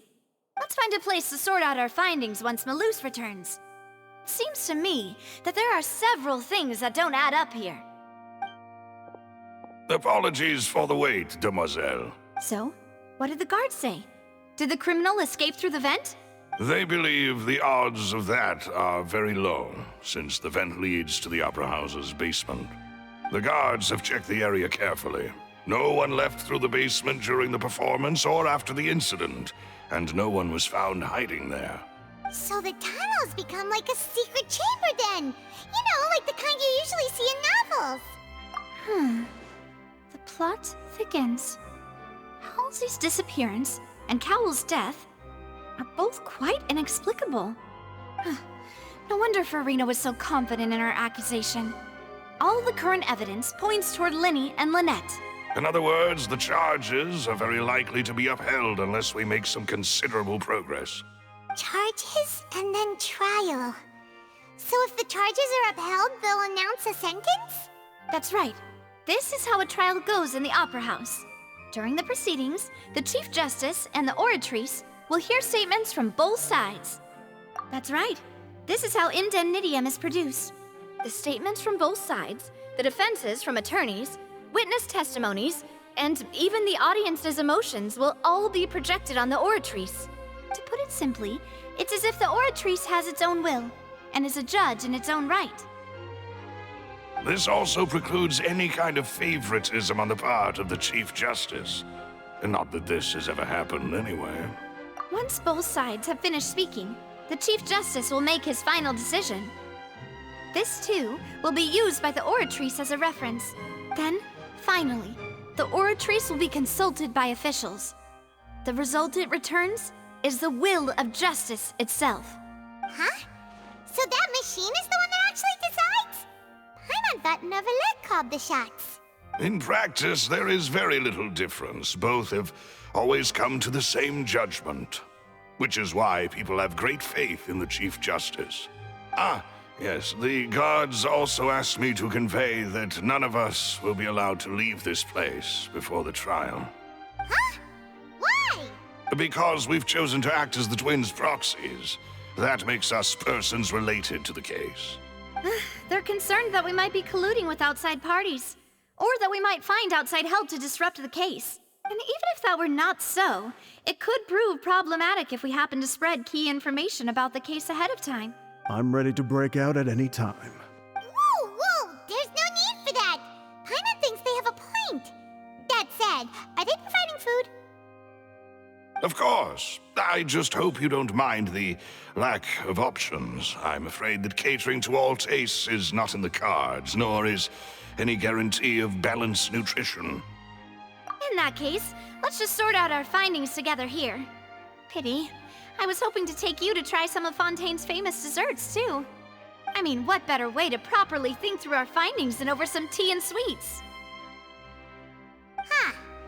Breaking out suddenly doesn't seem like such a bad idea after all. Just kidding, just kidding. Paimon will still do her best, even if there are no snacks. What do you mean, no snacks? Of course we'll have snacks. If we cannot buy some, then we'll simply make some. Huh? Here? But how? Understood, demoiselle. Everyone, please come with me.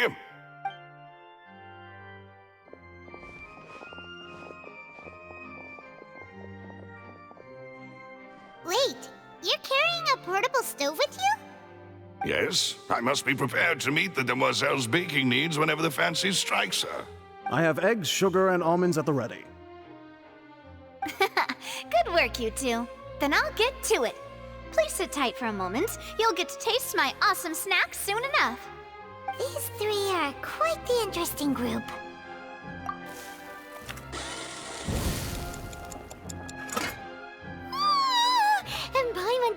smelled good while it was still in the oven. Oh, it's even better now. Paimon can't stop drooling. From the way you had these two guys carrying all that stuff around, Paimon thought you'd have them do more during the baking process. But you ended up doing the entire thing by yourself. Beating the egg whites, grinding almonds, everything. I was applauding. And I was giving encouraging smiles. Paimon was just thinking, aren't you worried about getting your fancy dress dirty beating egg whites and baking like this? Well, I don't think it's carved in stone anywhere that fancy ladies can only read books, sip tea, ride horses, and play the piano. I just really enjoy making snacks. Don't underestimate beating egg whites, by the way. It's a real arm workout. You also need to beat them to just the right consistency, or your macarons will crack. Anyway, give these a try, fresh out of the oven. There's 3 for each of us. Only 3? Well, eating too many sweet treats might send all that sugar to your head. You wouldn't be able to think clearly about the case on a sugar rush, would you? Tea is ready to be served as well. This is Demoiselle's favorite, strong black tea with a floral fragrance that clears the mind and lifts the spirit. No need for concern, I'm merely doing as I should.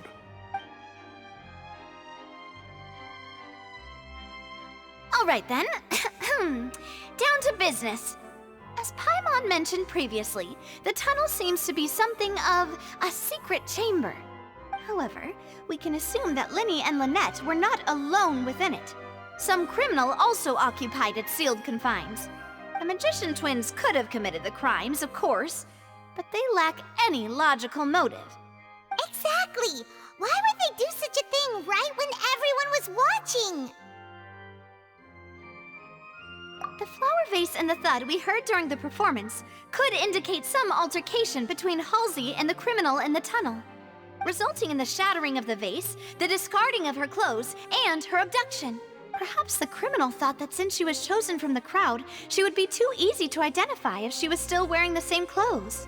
Paimon thinks that makes sense, but the real trouble is... True. None of the clues we found thus far support the existence of this third person. But the only people left to consider are both technically victims, whether it's the missing girl, Halsey, or poor Cowl. Huh. Could Halsey have secretly made modifications to the magic props in order to murder Cowl before making her escape?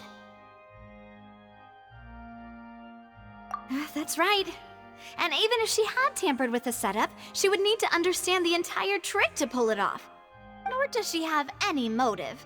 The guard said that she has never had any dealings with the Magic Troop's members. Were we not thorough enough in our search? From the sound of things, this is turning into an impossible case. Your macarons are amazing though, Navia. They smell great! They're nice and crisp and super sweet! They are my specialty after all. And I see you've already had 5 of them. What? 5? Oh, that can't be right. Paimon only counted 3, honest! Please don't worry about it. At my age, a few less sweets might actually be a good thing. No. Being greedy is one thing, but Paimon knows how to count. Besides, Paimon knows that if she ate too many, then others wouldn't have enough. Wait, even you don't believe Paimon? How could you? If Paimon ate those 2 extra macarons, then may they turn into stone in her stomach! All right, we get it. Well, I suppose one of us might have gotten too engrossed in our chat and eaten them by mistake. No big deal. Maloose, set up the stove again if you would. Huh? What are you doing? Making sure everyone gets 3 macarons, of course. Exactly. We don't want to trouble you. As you wish, Demoiselle. And I have the egg, sugar, and almonds. Well, this really is your hobby, huh?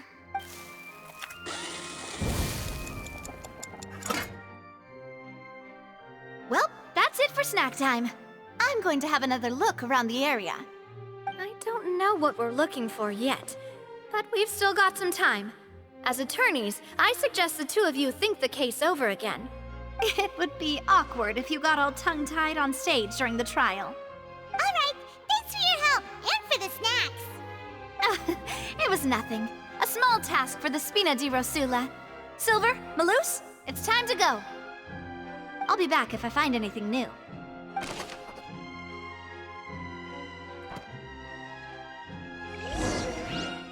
All right, it's time to put our heads together. We've got to get our defense ready for the trial. Oh, it's probably gonna be a long and difficult case. There's no point in worrying about that now. We just need to prepare. Here, take Paimon's notes. They should help you review the situation.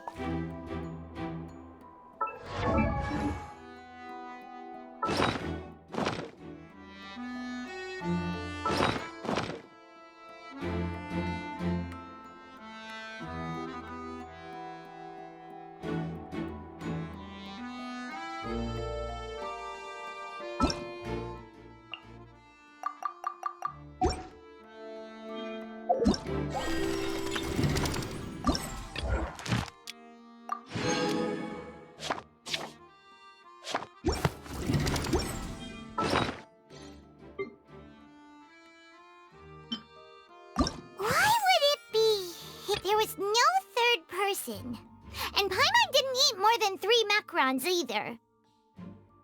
That size wouldn't have been a problem for Paimon. Taking... Whoever the murderer... This is... Paimon doesn't get this...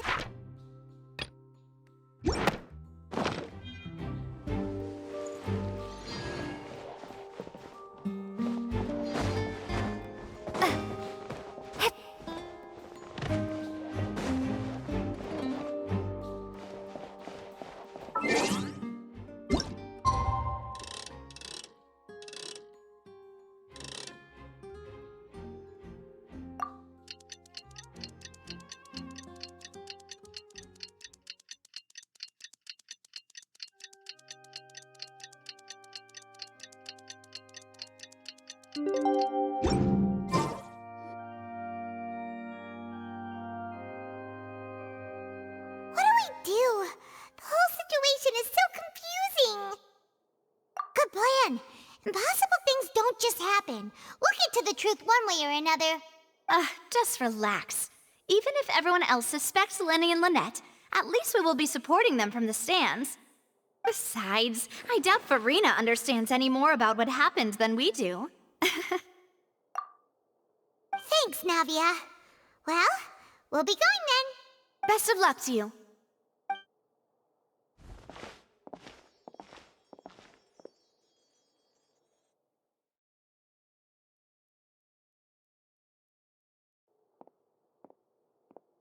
Ah, finally, you're back. Well, how did your investigation go? To be honest, you might be disappointed. No. We're already very grateful that you were willing to help. Well now, don't you all look disappointed? Don't tell me that your investigation came up empty-handed. That was to be expected, of course. The guilty can never produce proof of their innocence. But don't let that stop you. I shall be terribly disappointed should you, my most anticipated foe, concede so easily. Since both parties are present, I declare that the trial regarding the magic show incident is now in session. Firstly, in order for the audience to understand the causes and results of the incident, could we please have Mr. Linney explain the trick? Yes, of course. I will explain while Lynette demonstrates on stage. All the necessary items have been prepared.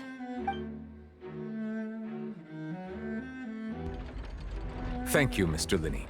In that case, I take your statement to be that you ran to and remained hidden within the magic box in the audience stands once the trick began, and thus could not have committed the crime. Is this correct? Yes, that's correct, Your Honor. In that case, I call upon the prosecution.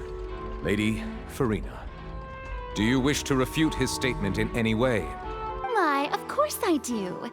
allow me to take the first shot and break this case wide open. Mr. Linney is clearly lying. There is no way you could have been in the box the whole time if you were to abduct Halsey and murder Cowell. In fact, I'd say you were hardly in that tunnel at all. That is simply your hypothesis based on the presumption that I'm guilty.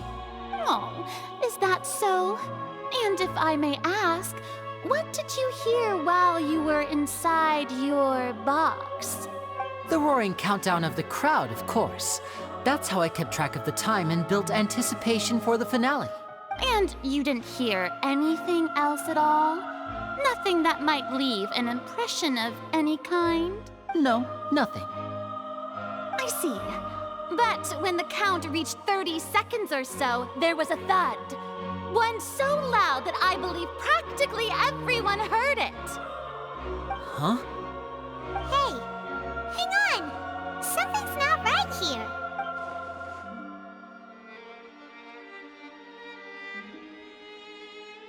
Yeah, I'm sure he could have heard a noise that loud from inside the box. I was right by the box, and I definitely heard the thud. Look at those scales. Could those mean... Well then, ladies and gentlemen, allow me to use the words of the magician himself. You never know what can happen in the blink of an eye. Indeed, it seems his alibi can also collapse in the blink of an eye. Of course, I have armed myself to do far more than smash your alibi. Confidence cannot go unfounded, and my foundations are rock solid. Tell me, aren't you and Lynette actually from the House of the Hearth? The House of the Hearth? No wonder they did something like this. So the serial disappearances were the Fatsui's doing. Now it all makes sense. I've got a feeling that what happened on stage probably wasn't just an accident. That's irrelevant. Our identities have nothing to do with what happened. Indeed. Then perhaps you could tell us everything that happened during that 1 minute. Your first priority is to prove yourself innocent after all. I'm sure there is little that needs to be kept secret now. Unless your script already has holes in it. The Outlander is speechless. My, oh my, don't they look flabbergasted? Now comes the infighting and discord, I suppose. This was almost too easy. Good thing I made all those preparations. Seems the all-nighter I pulled last night is really paying off. Hey, Linny, why didn't you tell us this before? Order! Order! Mr. Linney, allow me to re-establish the facts. Lady Farina has raised 2 points. First, when the thud was heard in the Opera House, you were neither in the box nor the tunnel. Second, you and Ms. Lynette are both members of the House of the Hearth. Are these claims true?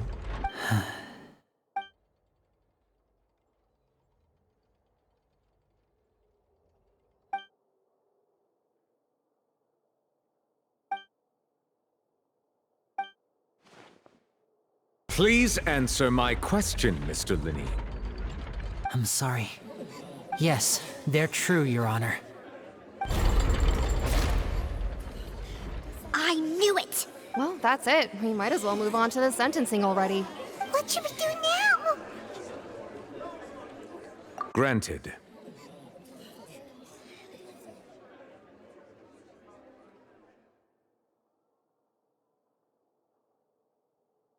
In that case, what is your request?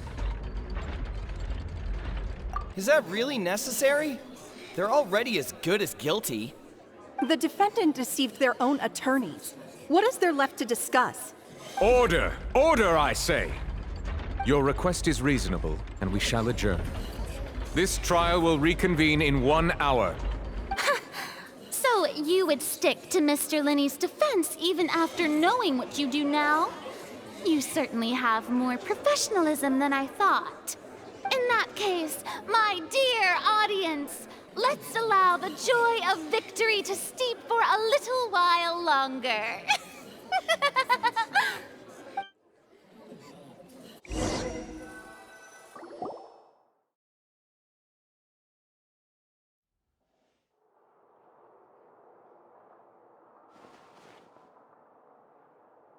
Well, this is awkward. I didn't think the Hydro Archon would dig all that up. I'm sorry, Traveler and Paimon. Yeah, sorry. Paimon doesn't know where to start. We trusted you two. We based our entire reasoning on the assumption that you weren't bad guys. Not to set the wrong tone or anything, but Paimon's really mad! I'm very sorry. I know you're angry, and reasonably so, but please, let me explain. I know you've clashed with the Fatui several times before. I wouldn't be surprised if just hearing the word is enough to make you upset. But our organization is very, very large, and the Harbingers have very different personalities and goals. Right now, we want to save people. As many as we can. That's right. I'm sure we're on the same page when it comes to this nation and the disaster that its people might face. I knew if it weren't for our respective identities, we could become good friends. That's why I didn't wish to flat out lie to you, but chose to hide some details instead. The truth is very important, but being completely transparent about everything would see us spending more effort than we need to. Right. So, you be the judge. Heck, if I were you, I fear that I'd even struggle to trust me at this point. You met a Fatus who works as a magician, a trickster by trade. All by coincidence, too. But still, I'm asking you to trust me. I am no criminal. At least, not in this case. Sorry. Please forgive us. Well, you both say that, but... Right. Let's hear your answer first, and no lies now! Of course. I'll answer any question you ask. We've been trying to find out how the Oratrice operates. We want to know why it has a consciousness. Why can it deliver sentences accurately? During our investigations, we learned that the machine's core is beneath it. From that moment on, Lynette and I have been designing this box swap trick, with the objective of getting close to the core. Is that why you needed a whole minute? That's right. In truth, the audience would take about 75 seconds to count down from 60, while I would only need 15 to get to the opposite box.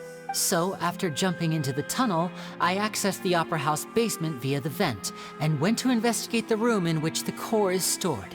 That air vent was created during the construction of the tunnel specifically to execute this step. Well, nothing. As soon as I reached that room and was about to investigate, I heard someone's voice. Which should have been impossible, of course. I was quite certain that I was the only one in the room. That voice seemed to recognize me and tried to speak to me. I chose to err on the side of caution and retreated the way I came. On the way back, I saw the broken vase and the clothes on the ground, but the countdown was almost finished, so there wasn't time to give it any thought. After that, the homicide occurred just as you saw. Well, that explains why you didn't hear the thud. Because of that prophecy I told you about, of course. We must know all we can about this nation's secrets in order to deal with that prophesized crisis. That's the only way we can save everyone. So, there you have it. The whole truth. I swear, I didn't hide anything from you this time. It was never my wish to proceed under this cloud of mistrust either. But like I said earlier, you can be the judge. If you want to leave because you don't trust the Fatui, there's nothing I can do to stop you. Well, Traveler, you decide. Paimon will follow your lead however you choose.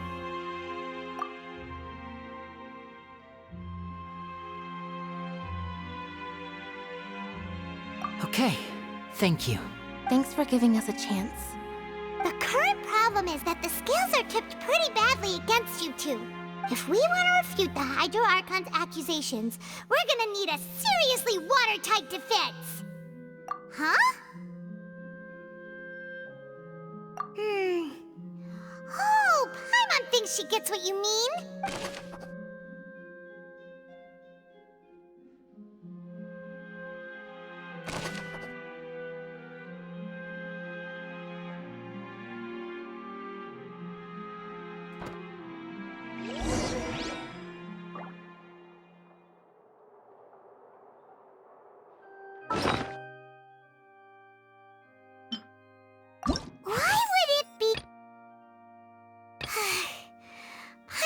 He's telling the truth. Doesn't seem likely that anyone could have been there. Whoever the...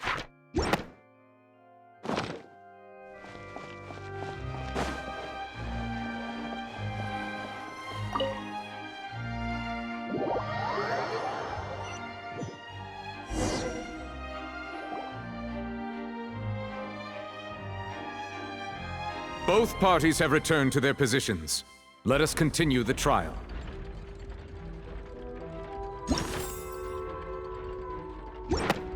When last we left off, Mr. Linney acknowledged the new evidence presented by Lady Farina as fact. Therefore, Lady Farina may continue stating her reconstruction of the events. Ugh, that took long enough. Now then, if everyone would lend me their attention. At this stage, let's revisit that scene from Linney's perspective.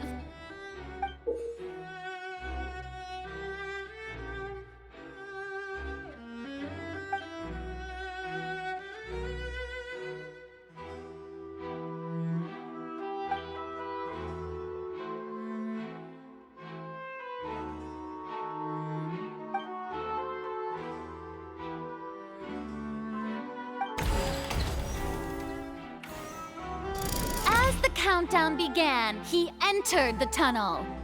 When the flatbed trolley passed, he opened the box and got into an altercation with Halsey, which caused the loud thud. He did not realize that this sound could be heard by everyone in the opera house, which is why he claimed earlier that he could not hear the sound. Finally, he used the vase to knock her out, before making her change clothes to prevent others from recognizing her. At this time, Cowell arrived in the tunnel, having heard that strange noise, and caught Linney red-handed. So Linney proceeded to knock him out too before stuffing him into that box. Afterward, Linney passed the unconscious Halsey to his accomplice through the magic box in the audience stands, before operating the devices such that Cowell's death would be ruled an accident. And there you have it. That's the truth behind what happened. Does the defendant's side have any objections to Lady Farina's description of the events? The key to refuting Lady Farina is the order of events. What Linney experienced and what he saw.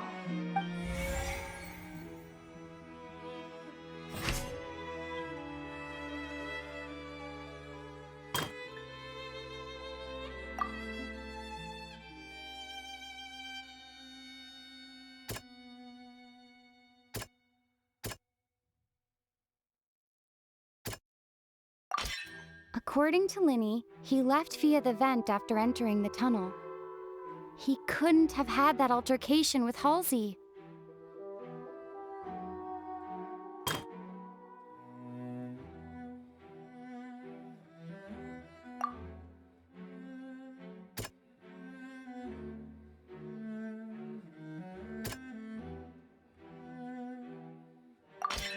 Linney went to the room that contains the Oratrice's core. This is the actual truth.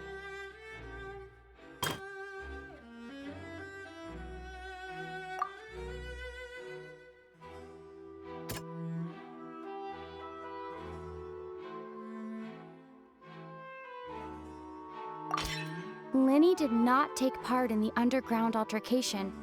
He only witnessed traces of the aftermath.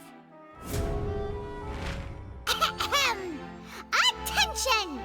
Ace Detective Paimon has something to say! When the countdown started, Linney did indeed go into the tunnel. But he immediately used a vent to access the Opera House basement, which is where the underground core of the Oratrice is stored. Once he reached that area, he heard a voice in what should have been an empty room. Since he felt something was amiss, he returned immediately. The crime scene had already developed by the time he reached the tunnel again, and in order to complete the magic trick, he did not remain there for any length of time. Finally, he reached the surface, and that was when the accident happened from his point of view. Therefore, he's innocent!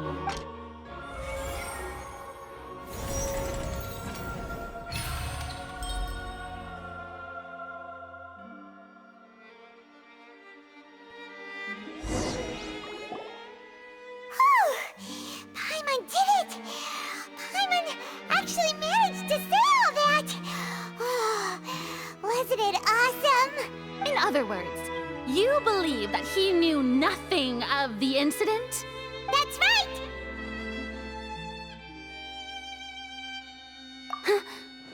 My reasoning?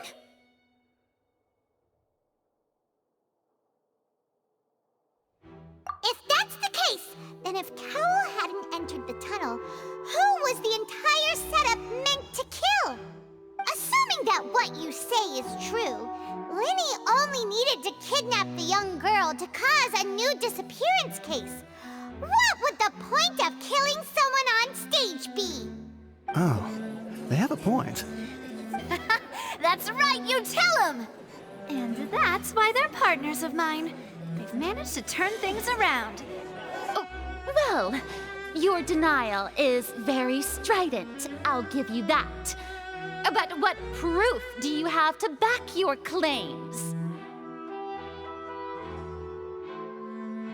Of course I do. If he had been in the magic box the whole time, how could he have not heard that sound? Why do you ask? You're saying that he wasn't?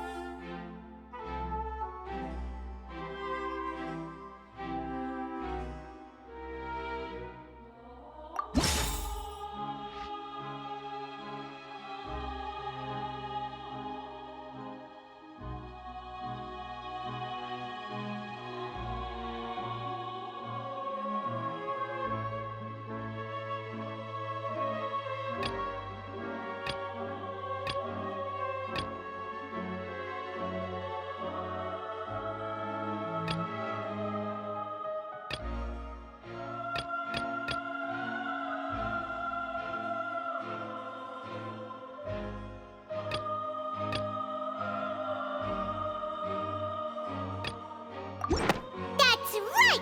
Linny wasn't in the box or in the tunnel. That's why he didn't hear anything strange during the performance. This means that when the crime happened, Linny had already entered the basement via the vent. The same clue you used to disprove his alibi has now become the best proof! How do you like it? Well played. To think you'd use such logic. Well then, if it wasn't Linny who committed the crimes, then who was it?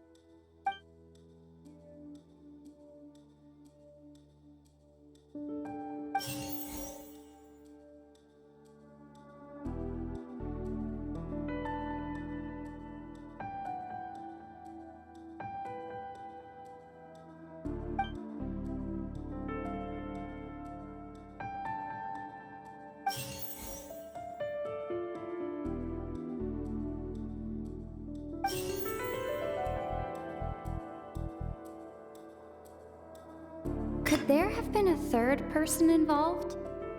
Is that really a possibility? The deceased's name is Cowell, Linny's assistant. He would have been able to tamper with the equipment. Halsey is the missing person and an ordinary audience member. Or did she have her own scheme all along?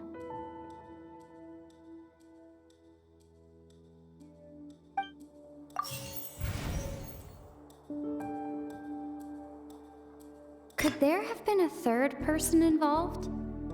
Is that... The deceased's name is Cowell, Linny's assistant. He would have been able to tamper with the equipment.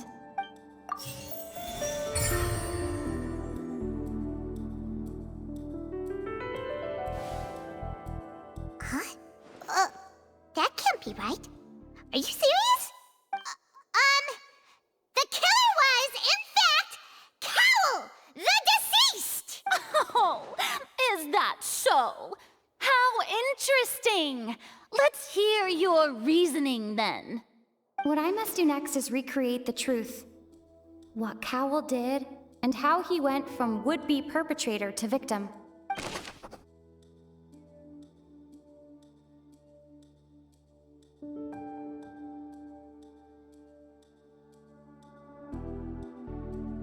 The deceased's name is Cowell, Linny's assistant. He would have been able to tamper with the equipment. Linny was not in the tunnel at that moment. The sound we heard may have come from a clash between the missing Halsey and the criminal.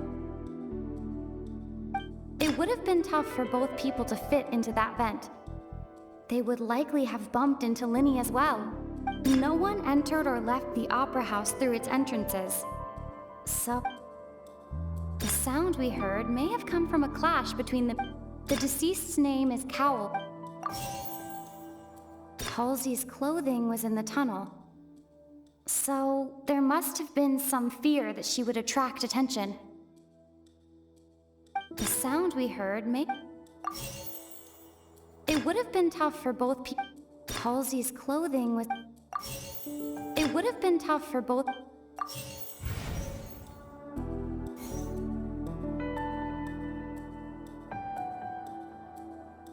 No one entered or left the opera house through its entrances. So, where would the criminal have Halsey's clothing was in the tunnel. So...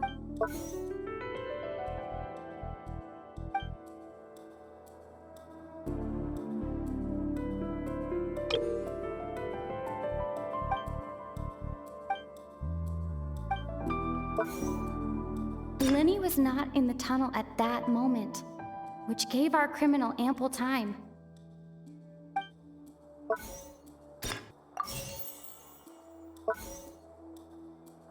The deceased's name is Cowell, Linny's assistant.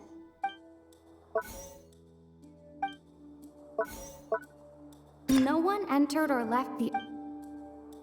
Halsey's clothing was in the tunnel. The deceased's name is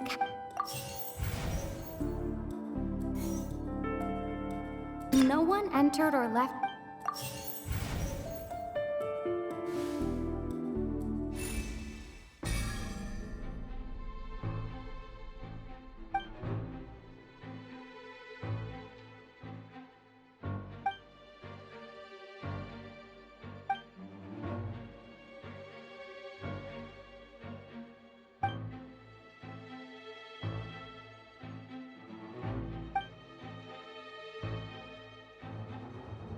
What's wrong, Traveler? Are you still having trouble figuring things out? I see how it is. So this was all just a bluff. And here I thought you had something to show for it. But it seems you're still far from the truth. Look, since we're at a dead end, why not consider a different track? Just like the trick as it transpired, the end result must have been utterly different from the magician's initial design. If only we knew how Halsey disappeared. Well, that would be nice, but the tunnel only has 3 exits, and none of them seem very likely. And it's not like this is a magic trick where you can just make a real live person disappear. You know, like you did from that water tank, Lynette. Excuse my interruption, dear opponents, but do you not see that the crowd is growing impatient? There is no greater sin in this opera house than an awkward delay in the performance.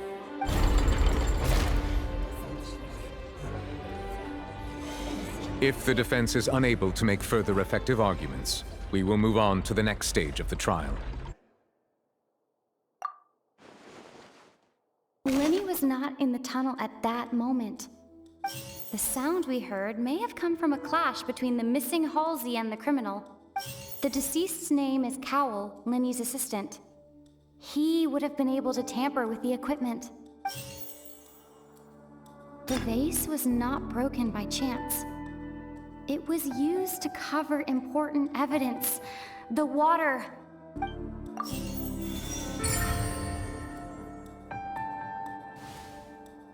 Oh, Paimon gets it! It all comes together if Halsey disappeared instead of being kidnapped. Lynette escaped from the water tank, vanishing gradually and leaving only clothes behind. If there's a similar method where a person could be transformed into water... Oh, just a moment, please. I do hope you know how preposterous you sound at the moment. How could a person ever be transformed into water? This is reality we're talking about here, not some magic trick. Must we really? I should think that of anyone. Your friend Linny already knows this truth very well. Magic tricks are ultimately just illusions and misdirection. But Halsey's disappearance is very real. We're talking about two completely different things. Even so, I trust the Traveler's judgment. The truth must be out there somewhere. Perhaps some new line of reasoning may open if we try to gather all the focal points that don't make sense. Since Cal was the deceased, we haven't placed much attention on him. But given that we aren't making much progress with the case, it wouldn't hurt to have a look at his belongings, would it? People really do come up with all sorts of harebrained schemes when at the end of their rope. The way I see it, your suggestion that we broaden the scope of our investigation is nothing but a tactic for stalling the trial. Nevertheless, I believe that this is a reasonable request on the part of an attorney. Since the trial does indeed appear to be at an impasse, I believe that additional evidence may help us make more progress. Guards, please step into the lounge and examine the personal effects of the deceased Cowell.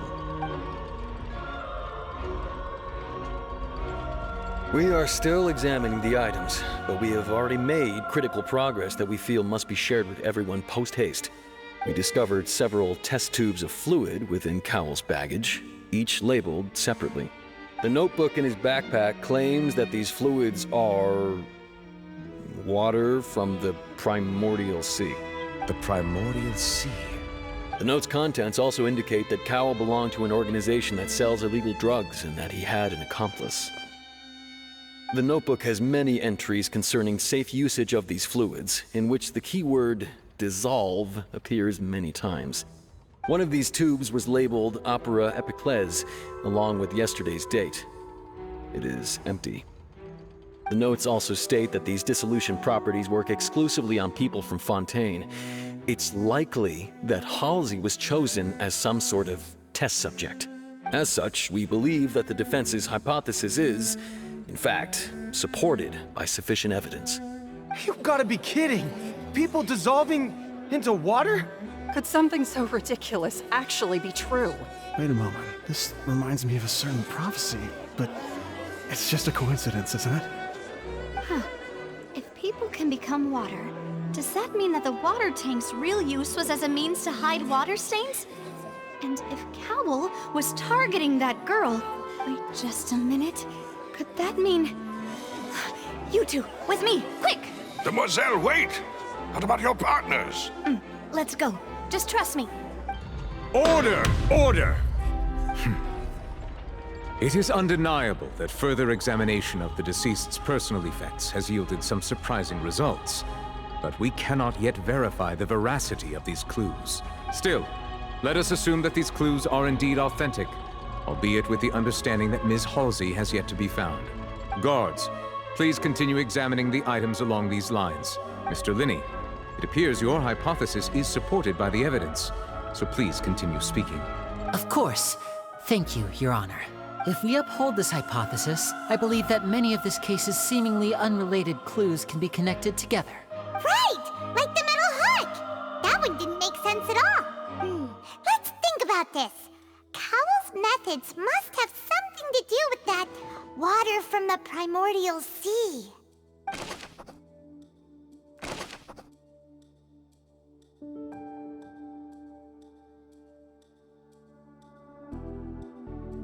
Lynette was in the magic box on stage I remember there was something else within the inner layer of that box. The deceased's name is Cowell, Linny's assistant. Now it seems like the hook rope was not meant for another magic trick, but was instead some form of triggering mechanism.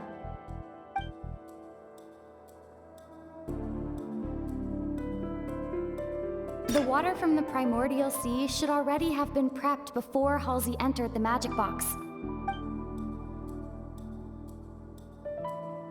The deceased's name is... I remember there was something else within the inner layer of that box. The water from the primordial sea... Now it seems like the hook rope...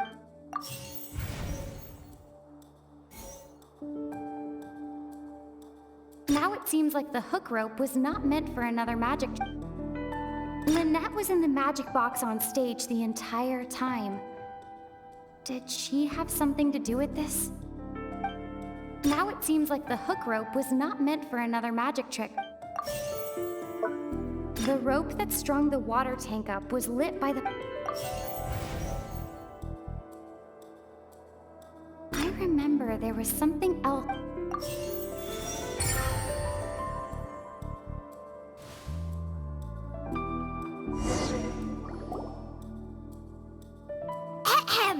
It's Ace Detective Paimon's time to shine again! In the original plan, Cowell would tamper with the water tank rope and the number selector securing his target. When the magic box containing Halsey was lowered, the metal hook would retract gradually and pierce the balloon at the top of the box. When the balloon attached to the box popped, the water from the primordial seed inside it would pour down and dissolve Halsey. Afterward, Cowell would enter the tunnel and break the flower vase to conceal the water inside the tunnel, with the remaining evidence being covered up by the water tank on stage. But he encountered something unexpected in the tunnel and wound up being fatally hit by the same water tank he meant to use to cover his tracks. Huh. That does make sense. That actually links together a lot of the more confusing pieces of evidence. Oh dear, what do I do? Even I think they sound convincing now. Have I falsely accused an innocent person? What a humiliation. Now, it seems like the only point of contention remaining is the exact circumstances that led to Cal's death. His notes mentioned he had an accomplice who could be related to the situation. On that note, the guards have just contacted me indicating that they uncovered new evidence. I shall now invite him on stage to share it with us. Thank you, Your Honor. We were just inspecting the luggage of the other people involved in this case, and we found an identical sample of the water from the primordial sea among Linny's personal effects. What? That can't be. Oh, I see. Well, how wonderfully comedic to have your own counterattack only to come back and wound you. Does this not clear all doubt? My dear citizens, my loyal audience, allow me to present my reasoning and bring this performance to a swift close. Linny did not need to take part in the dissolution of the young woman at all. Indeed, he did leave the scene via the vent. Having made modifications to the props beforehand, his accomplice Cowell then caused Halsey to vanish using the water from the primordial sea. But upon his return, in cruel avarice, Linny desired sole credit and prepared to do away with his partner in crime. Ultimately, he knocked Cowell out, and the tool meant to cover the crime up also became a murder weapon. Now, as much as I regret having come to such a viciously straightforward conclusion, it does seem that the famed Fatui is quite the cold-blooded and ruthless organization. Am I right, Mr. Linny? We've used up all the evidence we collected. There's no way for us to make a rebuttal here. Is this the end of the road? Oh no! Paimon can't think of anything either. It doesn't look like there's any way around this. Seems using the water as new evidence was too good a move. Why did this have to happen now? I think we've all seen enough now, and we have ample witnesses to my flawless reasoning. I believe this is indeed the finale. Now then, my good, noble Chief Justice, should we not, in your view, move... Excuse me, everyone, but I must interject. Miss, I must ask you not to shout, and to respect the ongoing legal proceedings. Oh, come on. Don't be hasty. I have a good reason for interrupting, you know. Now, would anyone here like to take a little break from all this debate and see a little magic? I'll show you an amazing trick. One that can bring a young woman who has disappeared back in the flesh, right before your very eyes. Please, do the honors, Mr. Linny, if you would be so kind. What in the world is she saying? No offense, miss, but miracles like that are beyond my scope as a magician. Come on now, don't be silly. Magic is all about misdirection, isn't it? It often conceals the truth while presenting a fascinating illusion. But once everyone believes the illusion, can't magic reveal the truth to them once again? And wouldn't such a trick be the most marvelous finale to today's performance? Come on, Linny and Lynette, give it another go. Don't worry, Spina di Rasula has made the necessary arrangements on your behalf. But as the magic makers and stars of the show, I think I should leave the final performance to you. I understand.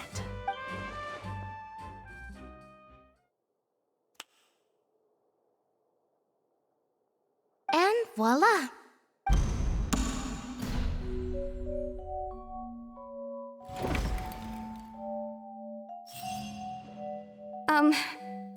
Sorry for the interruption.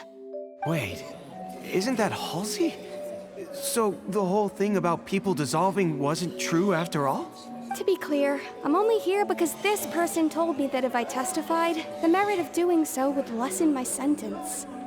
I was hiding outside this room listening to the proceedings because I was afraid that I would be the one put on trial. I was just feeling happy that no one had noticed me, and then before I knew it, she caught me. That'll teach you to underestimate us three. Where should I begin? I'm sorry. I'm the one who killed Cowell. I admit it. What? Why? Firstly, my name isn't Halsey. It's Lillian, and I'm originally from Mondstadt. I heard that Linny's show was gonna be a real thriller, but I missed the chance to buy a ticket, so I stole one. That's how I make a living. I steal stuff here and there. And I'd never been caught before. But I was noticed at the harbor a few days ago, and I barely got away. Linny was the one who caught me in the act. Hey, no wonder you look familiar. So you were the thief! Liddy even mentioned that you were pretty skilled. Well, and I thought that would have been the end of it, but then the number selector chose me. He even mentioned the Fortress of Meripede. That's a prison, isn't it? So you can imagine how shocked I was. I thought he was on to me for sure. So I played along with the show while looking for an opening to flee. But then I got water poured on me for no reason, and then someone jumped into the tunnel to nab me. I wasn't going to take that lying down, so I knocked him out and stuffed him into the box. There was nowhere to run from there, though, so I had to change my clothes and hide in a box containing performance costumes. I slipped out after the first guard arrived at the scene and continued hiding inside the opera house. Can a person even hide in there? But I swear I didn't know that the water tank would fall down. Really, I swear it. Had I known that, I wouldn't have put him in the magic box. I I may be a thief, but I'm no killer. Well, that makes everything pretty clear now, doesn't it? This time, we need to tell the entire story from Lily-Ann's perspective.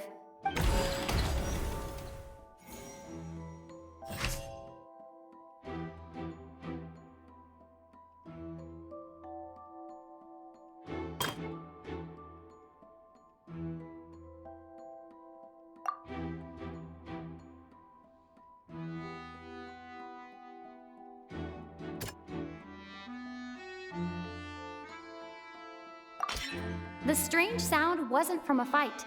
It was Lily-Ann's attempt to break out when she was frightened.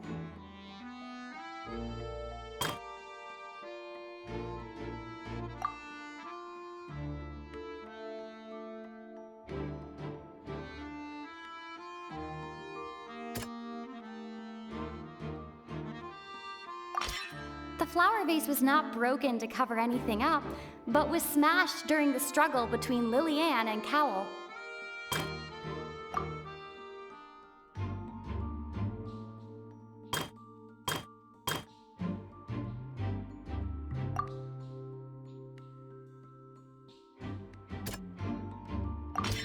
Lily-Ann was afraid that she would be recognized if she left, so she changed clothes and hid, biding her time.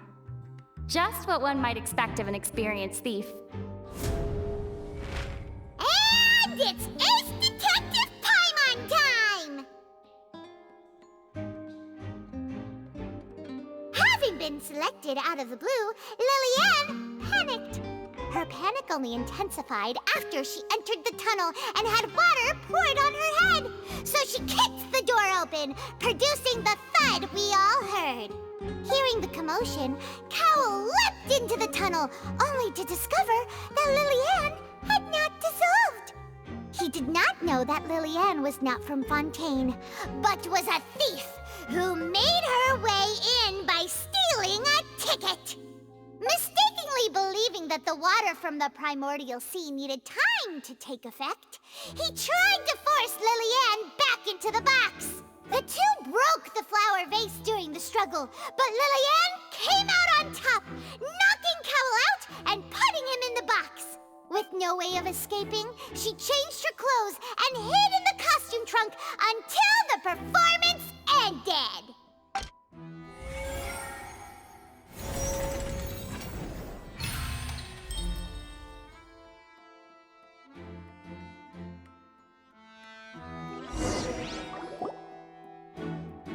She knew that she would have to go through guard inspection if she tried to leave afterward. So, she has been trapped in the Opera House these last 2 days. She had already become desperately hungry by the time we were chatting over macarons. So, she swiped 2 of them right under our noses. Talk about a sneaky thief. At this point, all the events that happened in the tunnel have now come to light. Ah, so that's the whole story. Bravo! Bravo! Now then, Lady Farina, do you wish to speak against the defense's statements? Please answer the question, Lady Farina. Also, if I may add, the trial has not yet ended. As such, I request that the prosecution not leave the room before the proceedings have concluded. What? Are you reading my mind now? No, I have no further arguments. I admit defeat. But really, could you at least have left me with some dignity? Wow, look at that! She's like a deflated balloon now. If there are no objections, then as the Chief Justice of Fontaine, I shall once again repeat the full sequence of events. The actual perpetrator of the serial disappearances, Cowell, selected his next victim from the audience reservation list. With some modifications to the selector, he could ensure that the pre-selected young woman would be chosen. To cover up any evidence while committing the deed, Cowell thought of allowing the water tank to fall, which would conceal the water left behind after the young woman was dissolved. He also tampered with the rope suspending the water tank, using the fireworks at the end of the performance to cause the tank to drop and hide the watermarks. He poured the water from the primordial sea into a balloon during the preparation of the magic box and stuck it to the box's lid. Finally, he passed the prepared hook on a rope through the gap in the magic box's door when bringing the young woman to said box. When the magic trick officially began, the box containing the woman was lowered into the tunnel, tightening the hook rope and bursting the balloon containing the water. If all had gone to plan, the young woman would be dissolved at this time. However, Lillian was not from Fontaine, and thus fled the box with a loud noise. Realizing that there was trouble, Cowell entered the tunnel and met Lillian. Thinking that the waters had not yet taken effect, he decided to proceed. However, his opponent was more capable than he thought, and he was overcome, knocked unconscious, and placed into the magic box, and thus became his own final victim. Lillian, according to her own statements, then changed clothes and hid until the performance ended, before hiding in other parts of the opera house. As for Linny, he was in the underground structures within the opera house, and was thus ignorant of these happenings. From this reconstruction of events, we can conclude that Linny, the accused, is in fact innocent. While there is much in Linny and Lillian's conduct that should still be investigated separately, this case, at least, can be handed over to the Oratrice to make the final decision.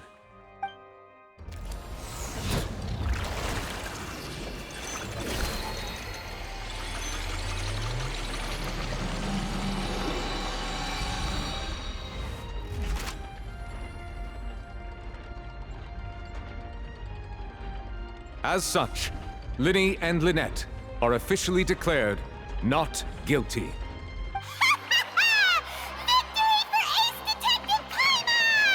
Great work, partners.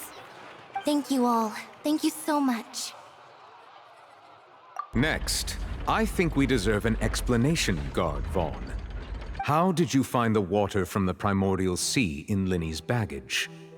Right! Your discovery caused me to make a serious mistake, you know. Or was that not a discovery, but false evidence that you dared to bring before this court? I suspect that the accomplice mentioned in Cowell's notes was not Linny, but you, yes? I'm sure you know what you must do to lessen your sentence. Speak quickly! Unless you want to earn yourself a one-way ticket to Coupon Town.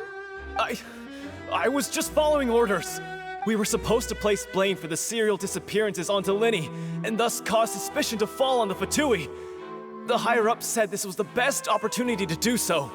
And now that your plan has fallen through, and the secrets of the water have been revealed, you have become a liability to said higher-ups, yes? Therefore, you would be wise to tell everything you know, and seek the protection of the guards. Yes, I'll tell you everything I know. Our boss discovered that the water can cause people to dissolve. It can also be made into a potion, which when extremely diluted, can cause people to experience unforgettable exhilaration. We've been in this business for a while now, and have made decent more off it. The disappearances were also the boss's idea.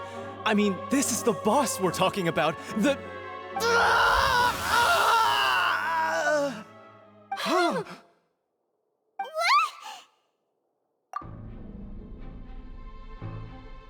And now he can no longer talk. Such ruthlessness. I shouldn't have expected any less of them. An outrageous act. All present, please submit to inspection immediately.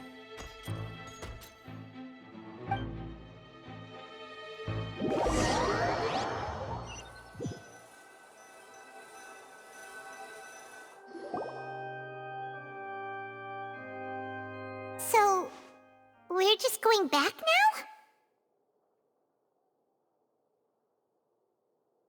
That's true, but... Traveler, Paimon! Please wait. Linny... I know you may not want to speak to me right now. Maybe you don't even want to look at me. But still, let me thank you again for defending me to the end, even after you learned that I'm a member of the Fatui. I guess. But regardless, I'd like the opportunity to set things straight.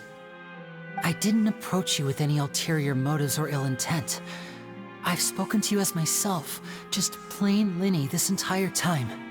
As for why I'm a Fatous, it's because the goals of the House of the Hearth align with those of an orphan like me. That's all.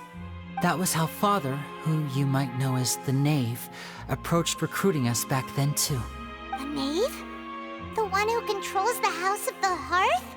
She's your father? That's right. And since we're here, I was wondering, would you mind hearing a story? It's about my past. Back when our parents first died, Lynette and I were left wandering the streets.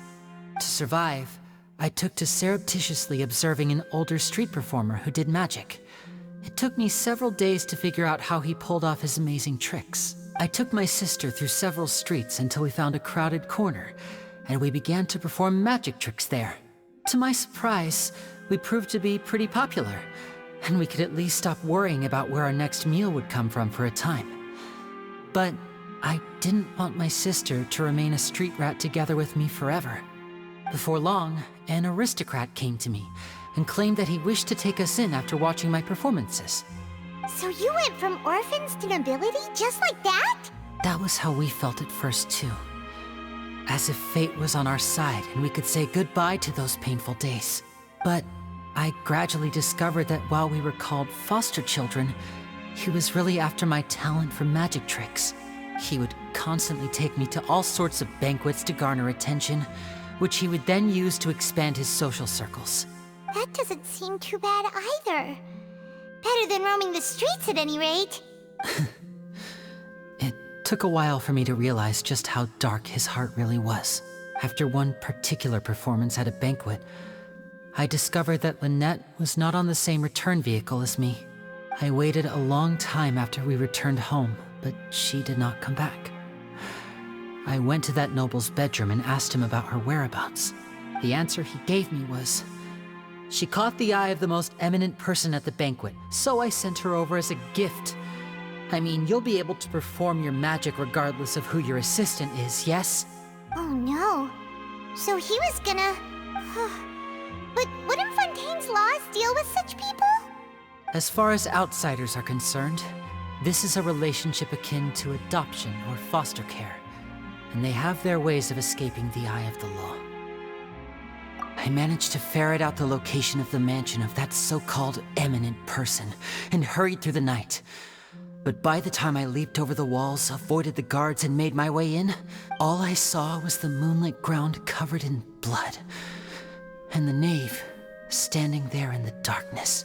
So, she'd already taken care of that guy. That's right.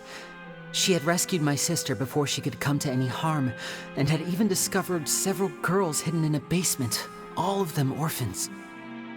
Father, I mean, the knave, might have seen something in me, and so she made me an offer.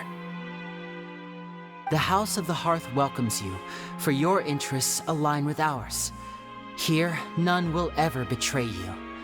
Indeed, betrayal shall never be permitted here. I was hesitant to trust her. I mean, I had just been betrayed by nobles. But she was also quick to destroy the noble who had taken us in at first, giving us back our freedom. Oh, so that's how the two of you joined the House of the Hearth. She has her own plans.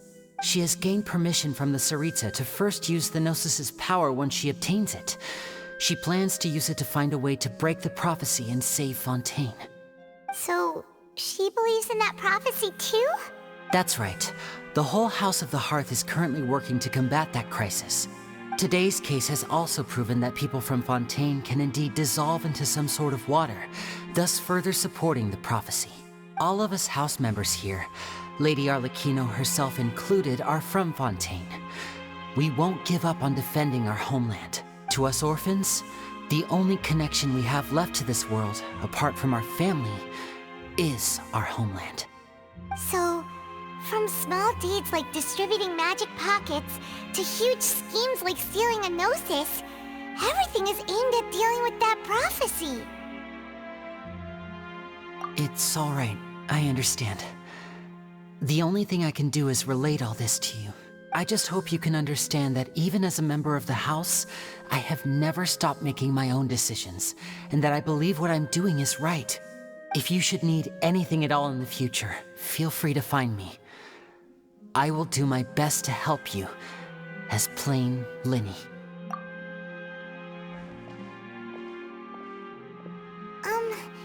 Bye, Linny!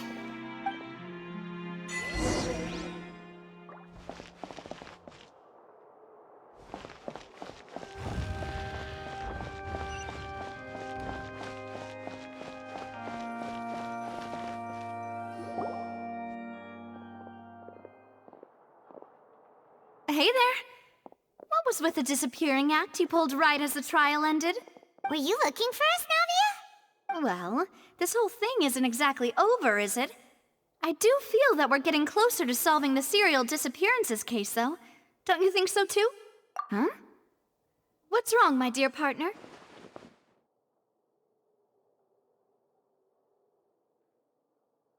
Besides, are you sure we're the ones who can crack a case that's been cold for decades now? And given that there's new evidence from the trial, there should be a trail of breadcrumbs for the Hydro Archon's people to follow now, right? Ah, I see. Well, I won't lie. I'm a little shocked to hear that from you. But I suppose you are just travelers who have only arrived in Fontaine after all. Sorry. I might have been too presumptuous. Don't say that, Navia. Ah, and we were having so much fun investigating with you, too. It was like having new waters flowing into a stagnant mire, causing new hope to spring forth, and the reflection in the murk to become clearer. Sorry about that. I'm a bit prone to nostalgia. Don't mind me. Wait, shall we have a farewell meal? You know, to commemorate our time as partners? Huh? Do we really need to get that formal? Well, guess you really did treat us as partners, huh? Well, I'd just like to have a proper ending to every important memory. That way there are no regrets later. Anyway, it would just be a meal, so it shouldn't take up too much of your time. You don't have to twist Paimon's arm. If Boss Navia's treating, count Paimon in! Oh, wonderful. In that case, why don't we return to the court of Fontaine and head to the Hotel de Boer? I believe we'll make it just in time for dinner.